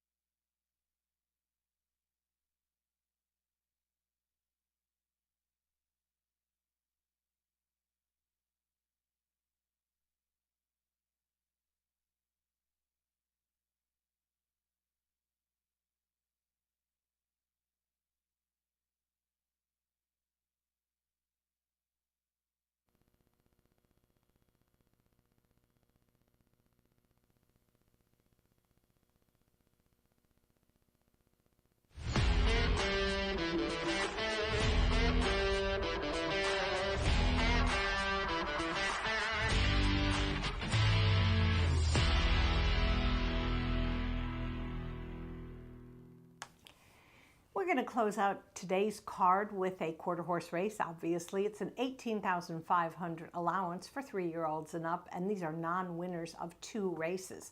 Scratch the also eligibles, 11, 12, and 13, and we've got a nice full field super sprinting at the distance of 250 yards. Got to get out of that gate cleanly and run a straight path to be able to accomplish it at this somewhat tricky distance. We're going to have a great race, very exciting finish. All right, well, I'm going to go to the paddock and let's talk about my top choice, and that's number 8, Authentic C. Would have been a 2-time winner, but failed to keep a straight path on June 25th and was disqualified and placed 8th. Prior to that, had a gate-to-wire, very efficient gate-to-wire on a victory on May 22nd. So I certainly like the Tony Cunningham trainee, love the pedigree, sired in Louisiana by classy thoroughbred stallion into mischief out of a Louisiana Blue mare. So you got really incredible pedigree there. I think very capable this afternoon under jockey Danny Martinez. All right, we'll go next to number 9, and that's Cashin for the Cartel. Going to make the 3rd start of the meet for trainer Natasha Perez and her rider Diego Bocanegra after competing last year in Texas. This is a filly by EC Jet 1, improved nicely in her most recent effort, breaking her maiden. That was on June 5th for owners Mark and Rosemary Gorney. Now she steps up to the allowance level today, which some people will say, was she going to need a race? And I'll say, I don't know. I think she can do it. So we take a look at her. Natasha and Diego have been so good throughout their tenure. All right, next up for me, number 3, and that's Magnum Beach. Returns to action off a very tough Blue River Derby trial on July 1st. This is a son of top Indiana quarter horse stallion Escondido Beach. Was bred by Sherry Miller and is trained by Guadalupe Arevalo. Now this horse broke his maiden at today's distance of 250 yards. That happened last August, and since then has sort of been dismissed by the public at double-digit odds, which I don't really understand because obviously well-bred, and Fernando Morin, who rides him 44% in the money, has the call. So I would say take a good look and don't ignore number 3, Magnum Beach. And I'll round up my top 4 with number 5, and that's James Bond. Makes his Indiana debut, Horseshoe Indiana debut, following running 4th in a $24,000 allowance on March 24th at Sandy Ridge at the Red Mile. That's that Kentucky track that runs a nice abbreviated quarter horse meet in March. This horse was bred in Texas by AQHA champion breeder Bobby D. Cox. He's a son of Ivory James out of a Mr. Jess Perry mare. And he's going to be ridden by Isidor Banuelos for trainer Corinne Garcia. If we're talking movie trivia, I would say, without a doubt, my favorite Bond is Sean Connery. There is no substitute. All right, so we'll go 8, 9, 3, 5 in our finale. Might want to consider including number 6, and that's Flying Gypsy Deluxe, 30-1 on your ticket. Some trip woes, but going to use the flipping halter today for trainer Jesse Vasquez. All right, well, before I let you go, wanted to make sure that you know tomorrow we do have a quarter horse race, and I'm going to be back to talk about that race, but also to pay a little tribute to Escondido Beach, who sadly passed away on Saturday at Sherry Miller's farm here in Indiana. Treasured member of the Miller family. Glenn, Sherry, and their daughter Katie, and of course a tribute to Bobby D. Cox, who is an incredible breeder and really shares the joy of the accomplishments of Escondido Beach, not just as a racehorse, but as an incredible stallion, Indiana's all-time leading stallion. That record may never be broken. So I know it's been very hard several days for the Miller family. Like to extend my personal condolences to them, but you guys did an amazing job with Escondido Beach. We'll talk a little bit more about him tomorrow afternoon. Anyway, have a good evening, everybody.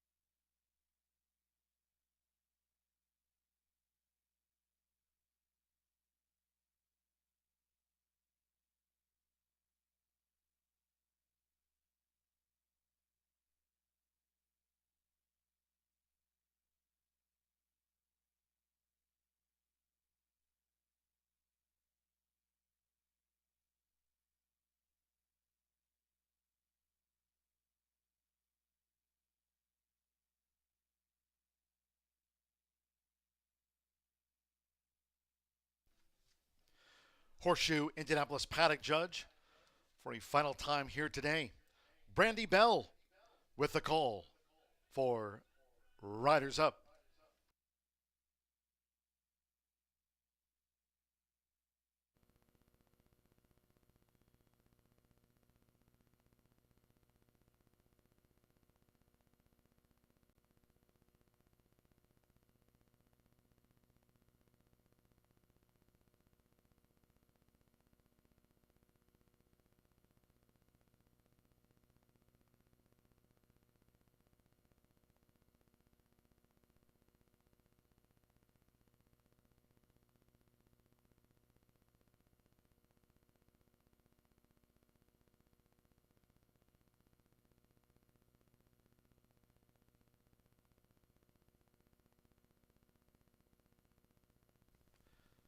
Number 9, cash in for the Cartel, first to step onto the track, the number 9.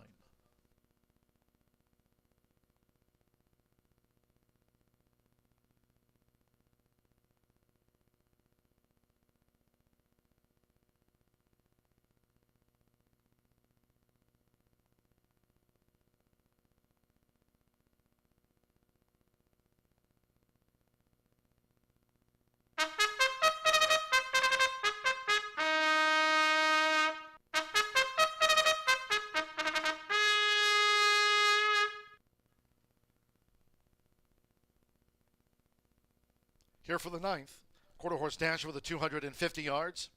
A field of 10, scratch the also eligibles, 11 Runaway Deluxe, 12 Spirit Moves Me, and 13 Grandfire GL, scratch the also eligibles. 7 AP Tempting Blue Eye, the jockey Edgar Diaz on 7 AP Tempting Blue Eye. Cash in for the Cartel, the 9 was the first to step onto the track. Fast, Exacta Trifecta Superfecta, the 10-cent quarter horse, Pentafecta.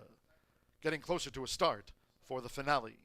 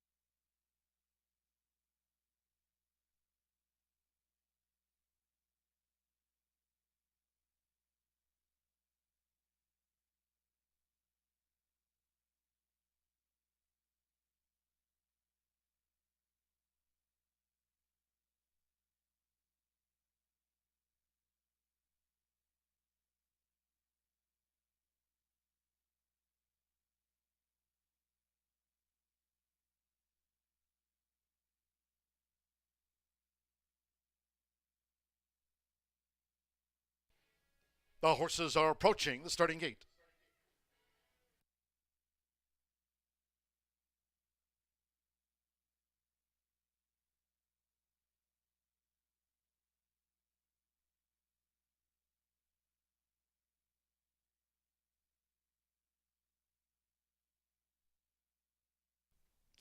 The horses have reached the starting gate.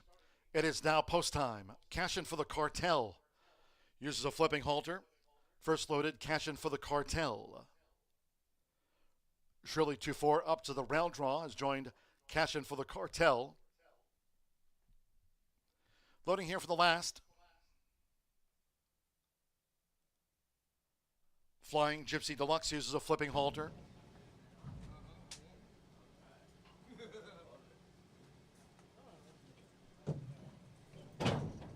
Crazy Secret going in. Now Bond. James Bond. Edgar Diaz with AP tempting Blue Eye to take his position within the starting gate. So with the 250 yards.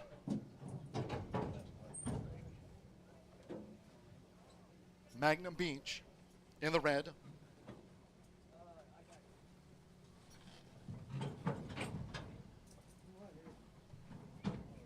Danny Martinez with Authenticity. Sachet Lights both here in the last for Tony Cunningham. 250 yards, stand by. One more. Jamarius O'Neal with Purple Queen, Wednesday post time 2:10. Fast track for the finale. They're in the gate. Ready? Off in the Tuesday finale, James Bond peels away past the 220. Shirley 2-4, Magnum Beach, Crazy Secret. Here comes Authenticity. And on the outside, cash in for the cartel. They're close to home. It's Magnum Beach and Bond. James Bond, who dives out of the line with Authenticity, who mowed them down. Authenticity came surging after James Bond and Magnum Beach in a photo.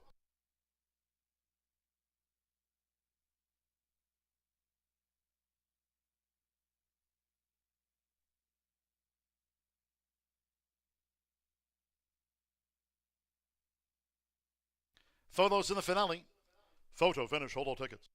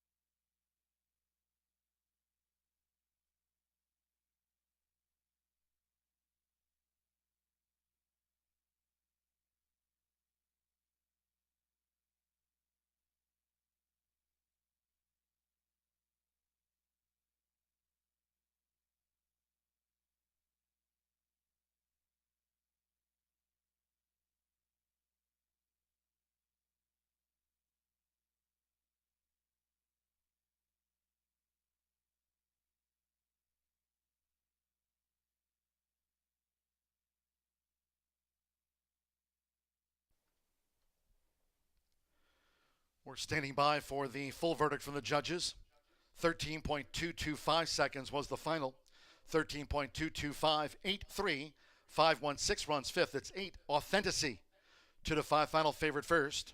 3 Magnum Beach. 8-1 second and nose over 5. Bond. James Bond at 6-1 third. 1 Shirley 2-4. At 24-1 was fourth, and Flying Gypsy Deluxe at long odds gets into the quarter horse pentafecta. Danny Martinez, Tony Cunningham, William Collins, Authenticity, bred in the Pelican State, gets the result at 2-5.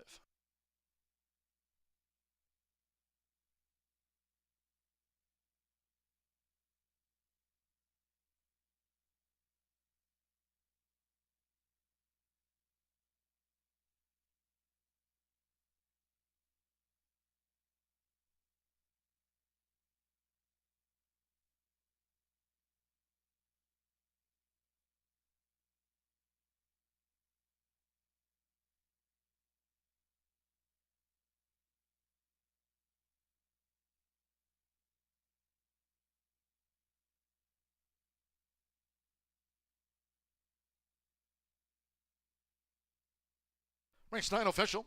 Stepping into the Murphy Trailer Sales winner circle, the 8 Authenticity with Danny Martinez. Authenticity is a 3-year-old bay filly by Into Mischief. The Jess Louisiana Blue Mare, Louisiana Jules. Tony Cunningham trains for William F. Collins. The winner was bred in Louisiana by Harlow Stables LLC. Horseshoe Indianapolis congratulates the winning connections of Authenticity. Final results and pays. Wrapping up this summer day. 10-cent Pentafecta, $312.08. Flying Gypsy Deluxe ran 5th in the finale. Exacta 8-3, $16.20. 50-cent Trifecta, $18.20.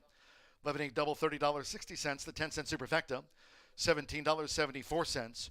Shirley 2-4 ran 4th. Flying Gypsy Deluxe was 5th for the Grand High 5.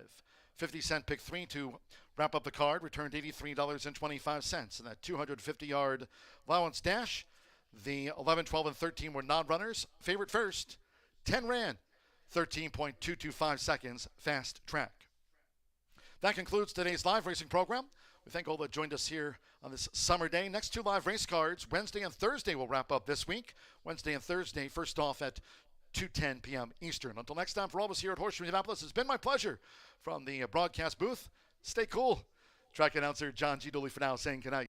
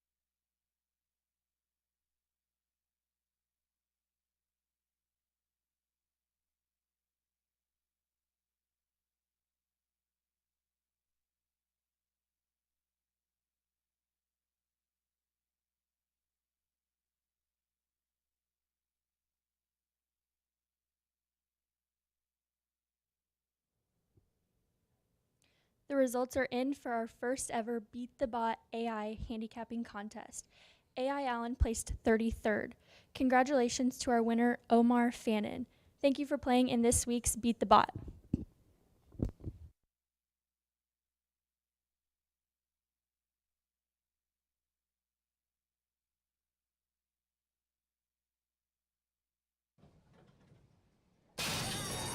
Off in the Tuesday finale, James Bond peels away past the 220. Shirley 2-4, Magnum Beach, ER Crazy Secret. Here comes Authenticity. And on the outside, cashing for the cartel. They're close to home. James Bond, who dives out of the line with Authenticity, who mowed them down. Authenticity came...